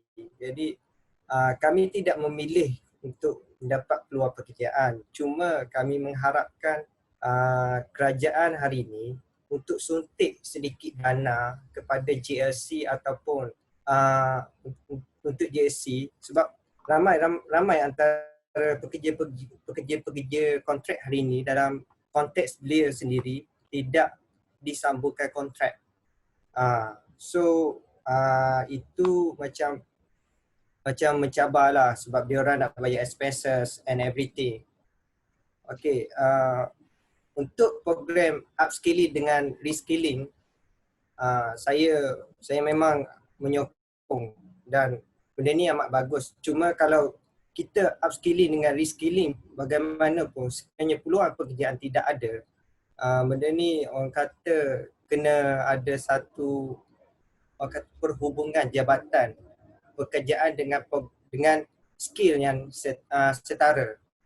So cadangan saya adalah untuk kita sudah tahu dunia sekarang, US ataupun China sekarang mempunyai kilang-kilang mereka, tetapi kilang mereka ni tak boleh nak run completely because of COVID. So saya berharap kerajaan daripada MITI sendiri dapat menarik pelabur-pelabur yang mereka nak buka company dekat negara kita supaya dengan SOP supaya kita dapat menjana ataupun membuka peluang pekerjaan tu kepada orang-orang muda hari ni. Sudut contohnya Apple nak buka kat sini sebab kita dah tahu kat sana dah huru-hara, jadi kita buka peluang ni untuk untuk Malaysia nak catch up balik ekonomi. Itu saja untuk perbincangan dari sudut peluang pekerjaan. Harapan saya adalah dalam sudut ni, dalam discussion ni untuk mendapat memberi suara untuk anak muda lah dalam pencarian nak dapat peluang pekerjaan tu. Itu sajalah. Okey, terima kasih Ashraf. Saya suka juga nak kaitkan dengan apa yang Alif cakap mula-mula tadi kan, yang berkaitan dengan peluang pekerjaan khususnya untuk anak tempatan. Jadi saya nak kaitkan juga dengan apa yang Ashraf cakap. Antara kelulusan dan juga peluang pekerjaan, antara latihan dengan peluang pekerjaan. Rasa-rasanya lah kalau sektor yang ditawarkan, yang ada kosong sekarang ni adalah sektor yang kita panggil 3D ni. 3D ni apa? Yang dirty, lagi apa? Dia ada yang dangerous, difficult, dangerous. Okay. Kalau yang peluang-peluang yang ini, 3D ni, ditawarkan kepada anak muda kita, rasa-rasanya pandangan anda, ada tak yang menyahut? Sebab saya tengok kalau dekat Pasar Borong, saya baca yang dekat laporan akhbar, dekat Pasar Borong tu ditawarkan pekerjaan dekat 2,000 pekerjaan, ramai graduan-graduan pun pergi. Tapi di awal ni itu memang kami pun rasa, adakah orang muda yang sanggup buat kerja ni kan, yang berkelulusan tinggi macam yang Ashraf petik ni tadi. Saya rasa ada tuan. Tapi ada kan? Tapi masalahnya sekarang pekerjaan 3D ni dia punya gaji 1,200, maksudnya minimum, gaji minima. So graduan rasa buat apa saya nak masuk pekerjaan macam tu.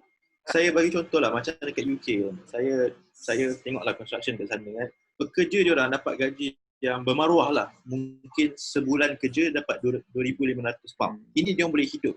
Maksudnya hidup dia orang senang, boleh beli barang untuk anak-anak, boleh bayar untuk public transport. Tapi kalau dekat Malaysia, gaji dia 1,200. Rasanya dia orang akan lebih suka bagi dekat orang-orang asing. Sebab company-company pun dia orang susah nak naikkan gaji sebab bila dah ada cheap labour tu, dia orang senang, dia punya business cost tu low. So kalau dia nak tingkatkan daripada 2,500 ke apa ke, Alif, kalau dia bagi kerja tu kepada orang asing, maknanya dia tidak ada pekerjaan. Tak dengar, sorry? Kalau dia bagi kerja tu walaupun 1,200, kalau dia bagi peluang kepada warga asing, bermakna dia tak adalah kerja. Dia kena macam kita belajar ekonomi kan. Belajar ekonomi, dia mesti ada satu kos melepas. You ambil ni, you terpaksa lepas ini. Sama ada you nak kerja dengan gaji 1,200 ataupun you tak ada kerja. Tapi saya rasa anak muda tu lah. Kalau gaji dia 1,200, memang dia orang tak nak ambil. Tapi kalau dah tingkatkan kepada satu gaji yang boleh hidup pakai gaji tu, mesti dia orang nak.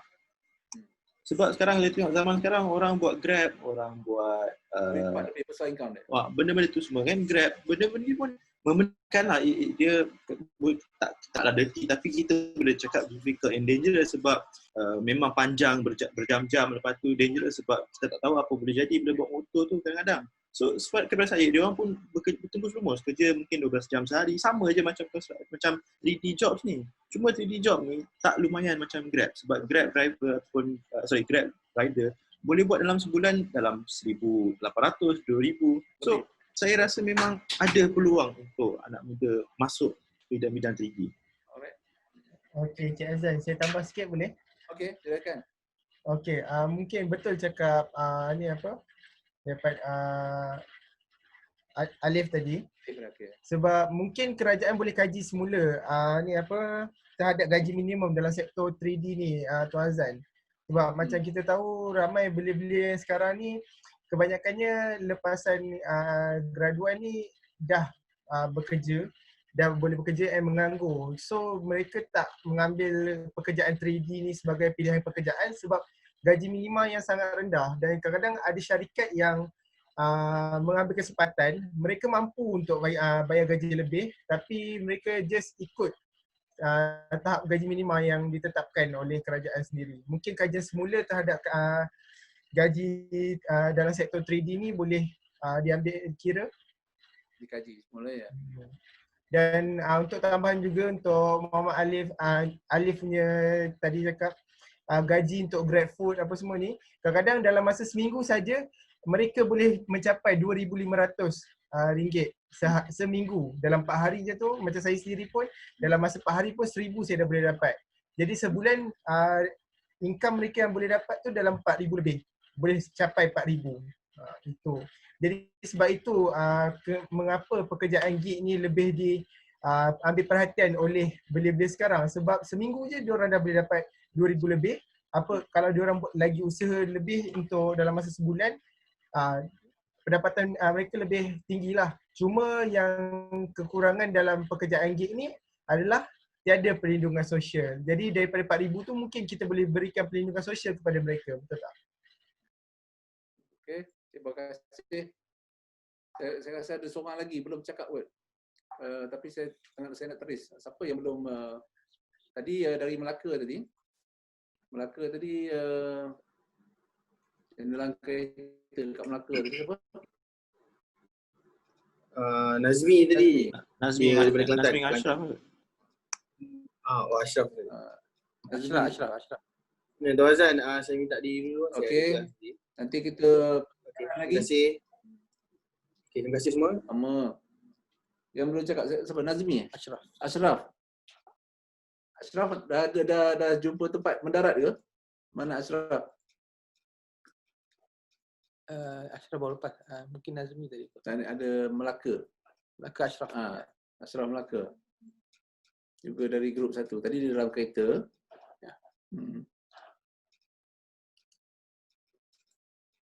Kita ada lebih kurang dalam 25 minit lagi.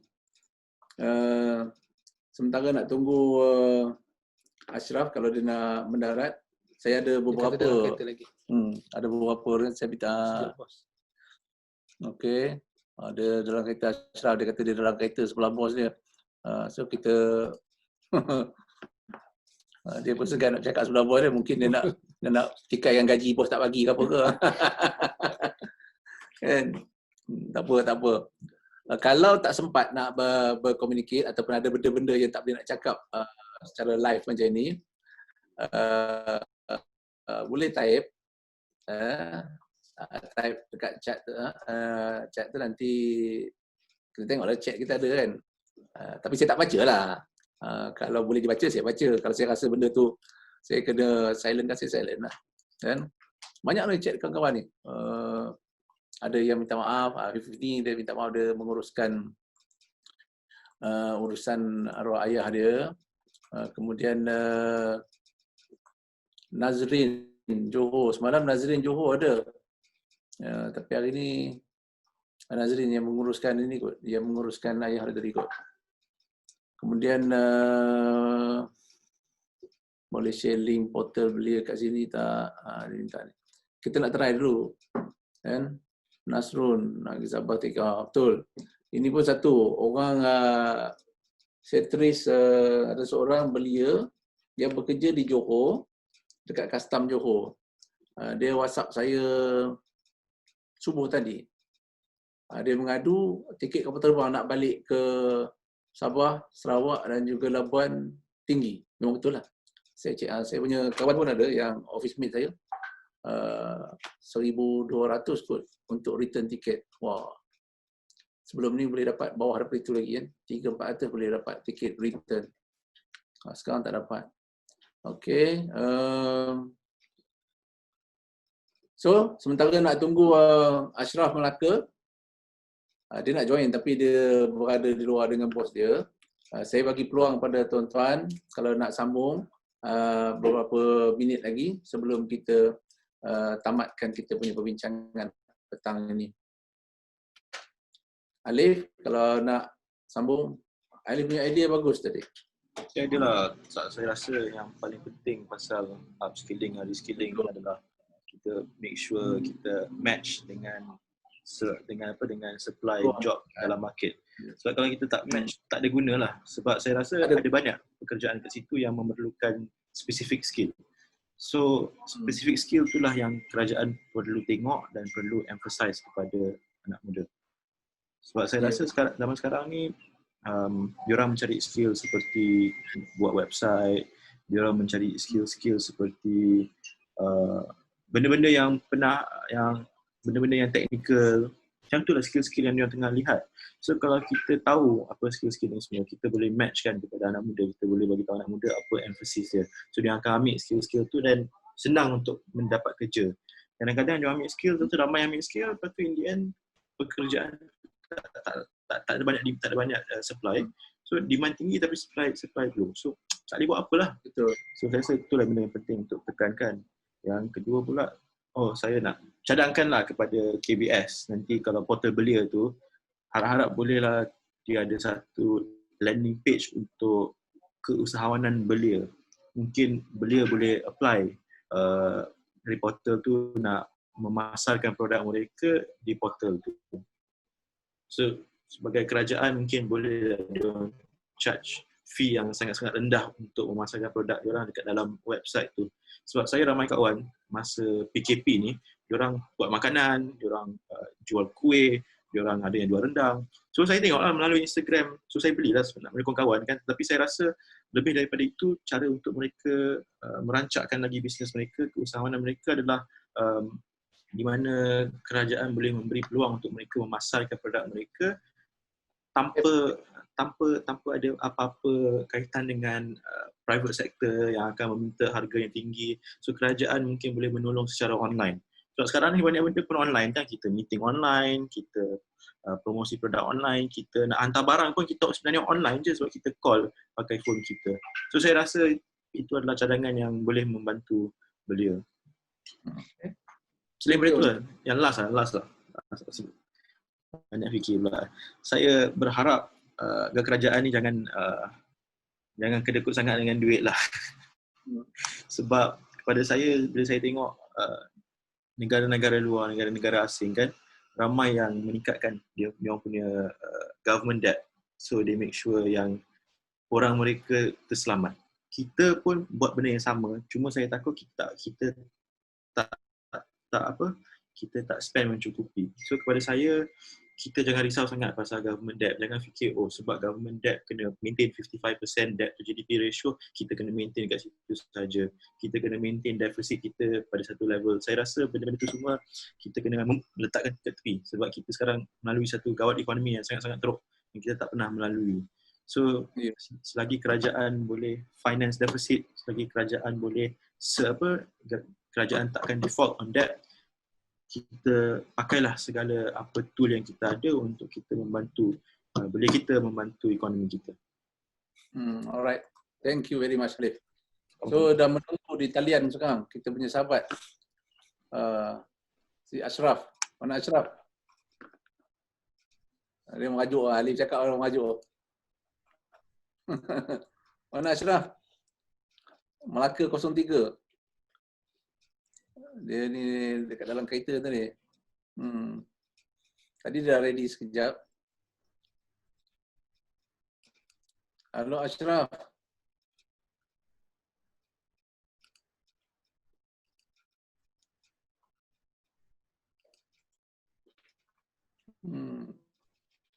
Kita tunggu Ashraf je. Akila lepas ni kena try buka yang portal My Media saya cakap tadi. Try tengok di situ. Okey. Cik Azan, sementara menunggu saya nak tanya. Okey. Ni apa yang rakaman ni nanti adakah akan masuk kat mana-mana media sosial ataupun hanya untuk simpanan KBS? Kita akan bagi link kat Insta. Kita akan bagi link dekat Insta. Insta tu dulu kita dah ada tau satu Instagram yang Parlimen Belia yang lama punya. Tapi dah macam dah tak aktif. Saya tengah usahakan dengan tim teknikal untuk buat Insta yang baru dan kita akan sharekan di situ. Okey. Okey, terima kasih Cik Azan. Okey, sama. Okey, silakan Ashraf. Ashraf boleh dengar saya? Nazmi. Nazmi. Okey, Nazmi boleh dengar? Melaka 04. Okey, boleh tuan. Boleh tuan. Nazmi mungkin nak share apa-apa berkaitan dengan sosioekonomi khususnya pasca Covid ni? Ada tuan sikit. Okey, silakan. Okey, Assalamualaikum warahmatullahi wabarakatuh. Jadi saya mohon maaf kepada Tuan Azan dan juga rakan-rakan kerana menunggu. Adalah kerja kan. So ada masa kengkangan masa sikit. Okey, jadi saya sikit je nak tambah. Fokus saya kepada apabila tengok di kerajaan negeri Kelantan ni, kita fokus kepada untuk membantu belia ni dari segi pertanian ataupun penternakan. Jadi kita tak nafikan bahawasanya kerajaan negeri maupun kerajaan persekutuan banyak dalam membantu dalam pertanian ataupun penternakan. Cuma dia ada kekurangan dia dari sudut pinjaman ataupun dari segi program itu sendiri. Seperti dalam pinjaman kita boleh tengok banyak pinjaman yang kerajaan keluarkan. Tetapi untuk anak muda mohon ni mungkin bagi golongan muda ni dia punya dia tidak mesra pelanggan. Maksudnya kita nak apply untuk permohonan tu agak rumit sikit. So mungkin dari situ kerajaan perlu kaji balik dari sudut untuk permohonan pinjaman itu sendiri. Itu yang pertama. Dan yang kedua adalah dari segi program. Kalau kita tengok banyak je program. Tapi pengiklanan program ini sendiri membuatkan anak muda ni dia tak tahu bila program tu akan dijalankan. Maksudnya dari segi periklanan dia tu tidak, orang panggil apa ni, tidak meluas. So jadi anak muda ni tak tahu ke mana dia nak tuju untuk program-program ni. Mungkin tu je. Dari segi yang pengiklanan tadi Nazmi, kalau kebiasaan je lah di zaman sekarang ni sepatutnya kita tak ada masalah untuk akses, untuk tengok semua iklan ni di hujung jari je kan. Atau mungkin betul. Atau muda-muda ni mungkin dia lebih suka tengok benda-benda lain daripada iklan. Dia pergi main game lah, apalah, dia kurang. Sebab kalau iklan ni, promosi ni, semua ni, tawaran-tawaran ni sebenarnya di dalam, kalau kita dalam kita punya gadget ni, sekejap je kita dapat kan.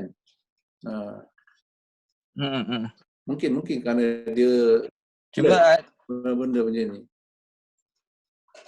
Yelah, mungkin satu dari segi itu mungkin lah. Tapi saya rasa mungkin dari segi iklan tu dia tarikan untuk anak muda. Mungkin kurang. Okey.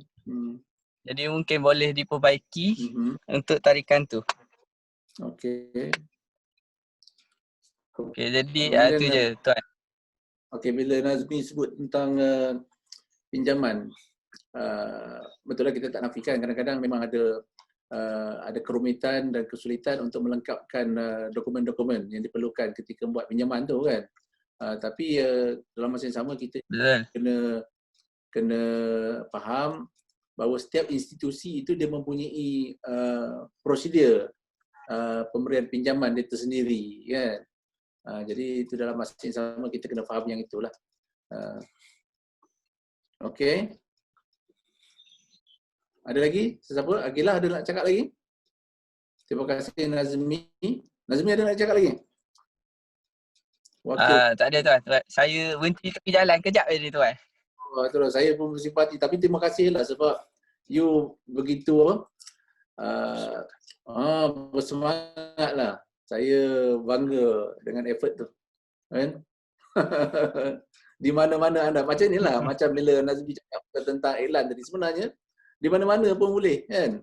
Di mana-mana kita boleh dapat. Contohnya boleh mudah macam ni lah, di mana-mana kita boleh berhubung.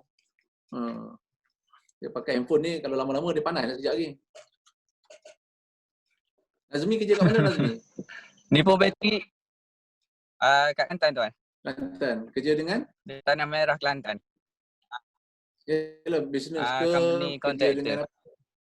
Alright. Good. Okay. Kita dah ada, kalau ikutkan keseluruhan kita ada 6 orang dari Jawatan Kuasa Sosioekonomi dan 10 orang lagi daripada yang lain-lain. Ada juga tim saya daripada sekretariat, ada Sarizul, ada Afifah ada. Kemudian yang membantu dari segi teknikal kita ada Adha bersama dengan tim teknikal kita. So saya ucapkan terima kasih lah kepada tuan-tuan dan puan. Kita ada lebih kurang dalam 10 ke 12 minit. Saya nak bagi round yang terakhir ni, kalau ada apa-apa tuan-tuan nak sharekan lagi. InsyaAllah Rustia saya akan terus merakamkan atau merekodkan idea-idea, pandangan dan juga cadangan tuan-tuan. So saya nak pergi dengan Selangor 3, Syarul Amin, kalau ada apa-apa lagi. Ada apa lagi tuan? Okay, ada habis? Habis. Terima kasih banyak. Nazmi, ada apa-apa nak cakap lagi Nazmi? Sementara kereta di tepi jalan tu? Tak ada tuan. Okey Alif? Alif, KL 07. Saya rasa paling last sekali pada saya lah. Lepas kita boleh buatlah segala inisiatif yang tersebut bagus kerajaan nak meningkatkan pemahiran, tetapi kita juga kena fokus kepada financial literacy lah. Kita kena mengajar belia macam mana nak menguruskan kewangan mereka. Menguruskan kewangan ni penting sebab saya baru-baru ni saya baca AKDK punya research yang buat survey yang kata lebih 55 hingga 60% belia masih tidak boleh menguruskan kewangan mereka. So kepada saya pun dalam keadaan macam ni kan, kita tak nak ikat perut tetapi kita perlu lebih prihatin dengan perbelanjaan kita sebab kita tak tahu berapa lama pandemik ni akan berada. So kepada saya rasa kerajaan juga perlu, Kementerian Belia dan Sukan kena tekankan financial literacy untuk anak muda. Bagi mereka faham bagaimana menguruskan kewangan dan juga kalau boleh bagi peluang untuk mereka akses kepada loan, maksudnya loan bank kalau mereka nak buat bisnes ke apa ke. So bila dia orang faham financial literacy, they will also understand how to pick up loan and how to maintain the loan. Itulah terakhir dari saya. Saya harap kementerian akan terima cadangan-cadangan tersebut dan menambah baik kepadanya. Okey, terima kasih Alif. Ashraf, Kelantan 03. Ashraf? Tak ada tuan. Ada? Tak ada. Okey. Akila, Perak 03. Ada nak cakap lagi? Okay, saya pun berharap agar ekonomi selepas ni akan kembali pulih dan berkembang seperti sebelum ini. Dan saya kata terima kasih kepada pihak kementerian kerana telah menganjurkan diskusi ini. Okey. Terima kasih Akila. Siapa lagi yang ada di talian yang ingin bercakap? Kita ada Tazwan ada lagi. Ngam? Selangor 16.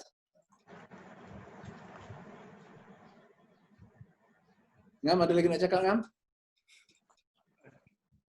Halo Ngam. Sikit je. Yang syarat ada sikit saja. Saranan saya ialah halo. Ya dengar? Dengar. Ada dengar suara saya ke? Ya, halo. dengar. Teruskan. Halo. Ya, teruskan. Okey. Saranan saya senang saja. Sebenarnya saya memang boleh katalah ramai belia juga puas hati dengan usaha kerajaan dalam membantu rakyat dalam pandemik COVID-19 ini. Tetapi kalau kerajaan juga boleh fokus untuk bukan sahaja untuk peringkat jangka masa pendek, tapi untuk jangka masa pertengahan, medium term dengan jangka masa panjang. Kalau kerajaan dapat merangkakan semua ini, semua dari 3 aspek ini dengan baik, saya nescaya rakyat kita, rakyat Malaysia akan khususnya golongan belia jugalah akan dapat survive untuk masa ini. Akhir sekali saya juga ingin ucapkan terima kasih kepada Tuan Hassan dan juga Sekretariat KBS kerana telah menganjurkan virtual conference ini untuk kita berbincang antara satu sama lain. Lepas tu yang paling akhir sekali memang ialah stay safe, kalau tak kerja ke apa, stay at home, continue stay at home. Jangan ke sana ke sini lah. Jangan pergi itu saja daripada saya. Okey, terima kasih. So, yang lain-lain siapa lagi? Saya nak bagi peluang. Kita ada lebih kurang lagi 7 minit. Nazmi sudah, Ashraf sudah, Ilman Hakim, ada lagi? Dengan Sazwan. Okey, silakan Ilman. Sikitlah kot saya rangkumkan daripada perbincangan ni, apa yang kita boleh dapat adalah kita kena optimumkan sumber manusia yang kita ada. Sebab saya percaya anak-anak muda yang lepasan IPT ataupun yang berkemahiran apa semua ni memang sangat berbakat lah, terutamanya dalam kita perkasakan e-dagang. Sebab kita tengok sepanjang COVID, sepanjang kuarantin ni, dah ramai anak muda yang dah berkecimpung dalam e-business, dalam e-commerce dan sebagainya. Jadi dari sinilah kerajaan boleh perkasakanlah untuk kita wujudkan satu ekosistem. Contoh dalam PKS yang paling banyak terkesan, bukan saja kerajaan boleh bagi one off punya financial support, tapi kerajaan boleh wujud satu ekosistem supaya PKS ataupun syarikat-syarikat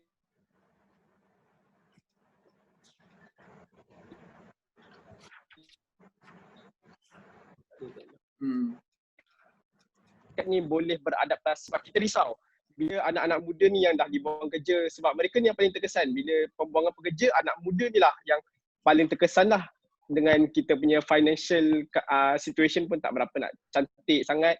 Jadi kita risau mereka ni akan underemployed. So bila underemployed, so bazirlah bakat mereka daripada mereka yang ada kemahiran guna teknologi, mereka kerja biasa-biasa.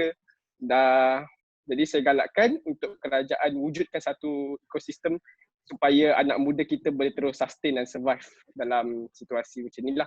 Itu saja daripada saya. Okey. Terima kasih.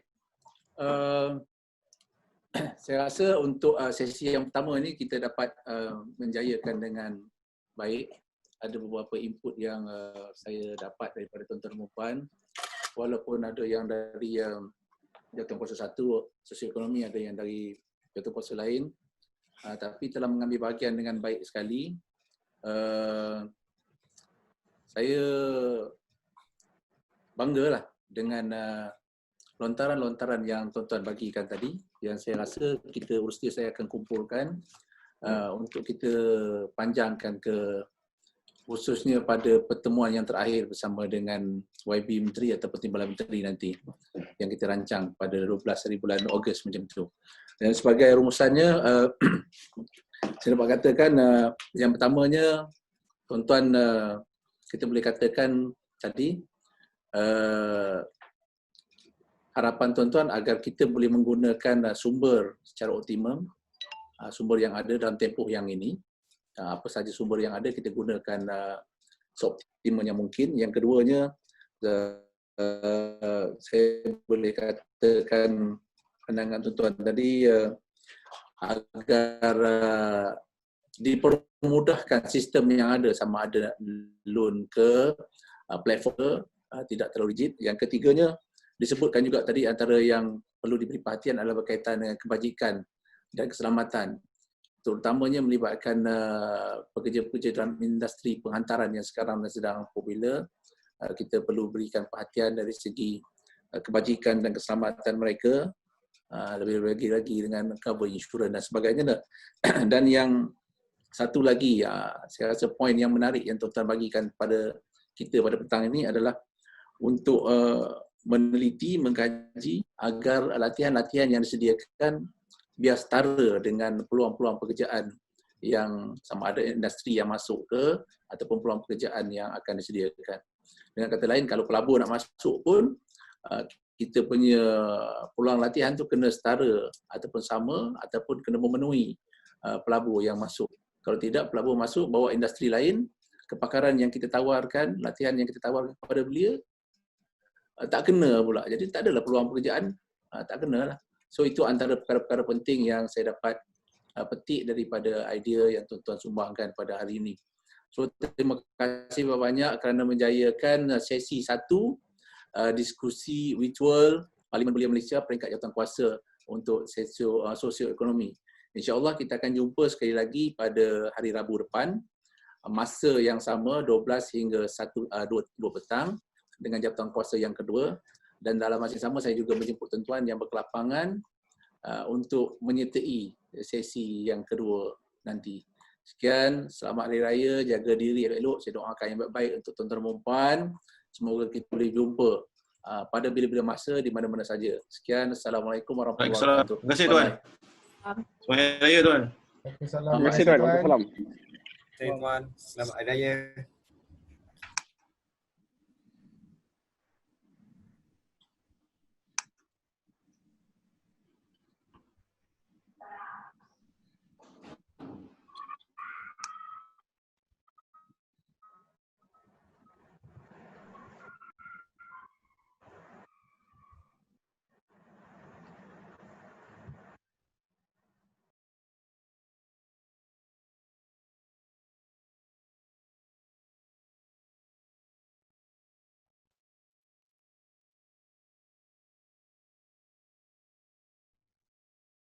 Tuan, maaf tuan, saya tak sempatlah nak masuk.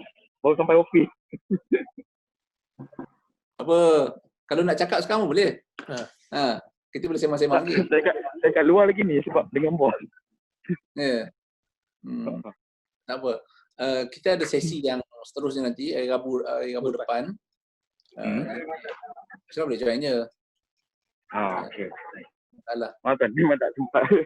Lagi pun sebelah bos lah. Saya nak cakap pun macam ya. Saya sangat menghargai sebab awak tetap follow lah kan. Pasal hanya tadi saya dengar je. Tapi dah masa tengah kerja kan. Lagi pun bos ada, kalau bos tak ada saya okey sikit. Kerja kat mana ni? Saya dekat Seri Kemangan. Seri Kemangan. Sini je. Habis bila lah nak tengok rakyat kat Melaka? Saya memang ini kalau bulan tu memang dalam memang setiap minggu jugalah saya balik. Sebab saya aktif belia dekat Melaka. Dan memang ada banyaklah buat program dengan belia-belia Melaka semua lah. Dengan Rizwan rapat lah. Dengan tim ni, tim belia daerah. Dengan Rizwan? Dengan Rizwan rapat? Rizwan. Dengan apa? Dengan ni, ADBM. Telefon memang saya lupa juga lah. Alright. Selamat Beres. Tuan. Beres. Buka luar je. Thank you very much. Okay, fine. Okay.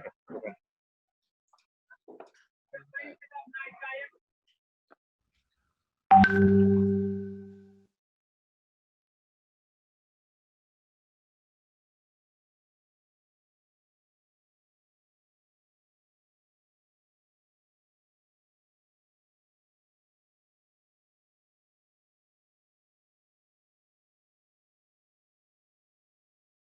you.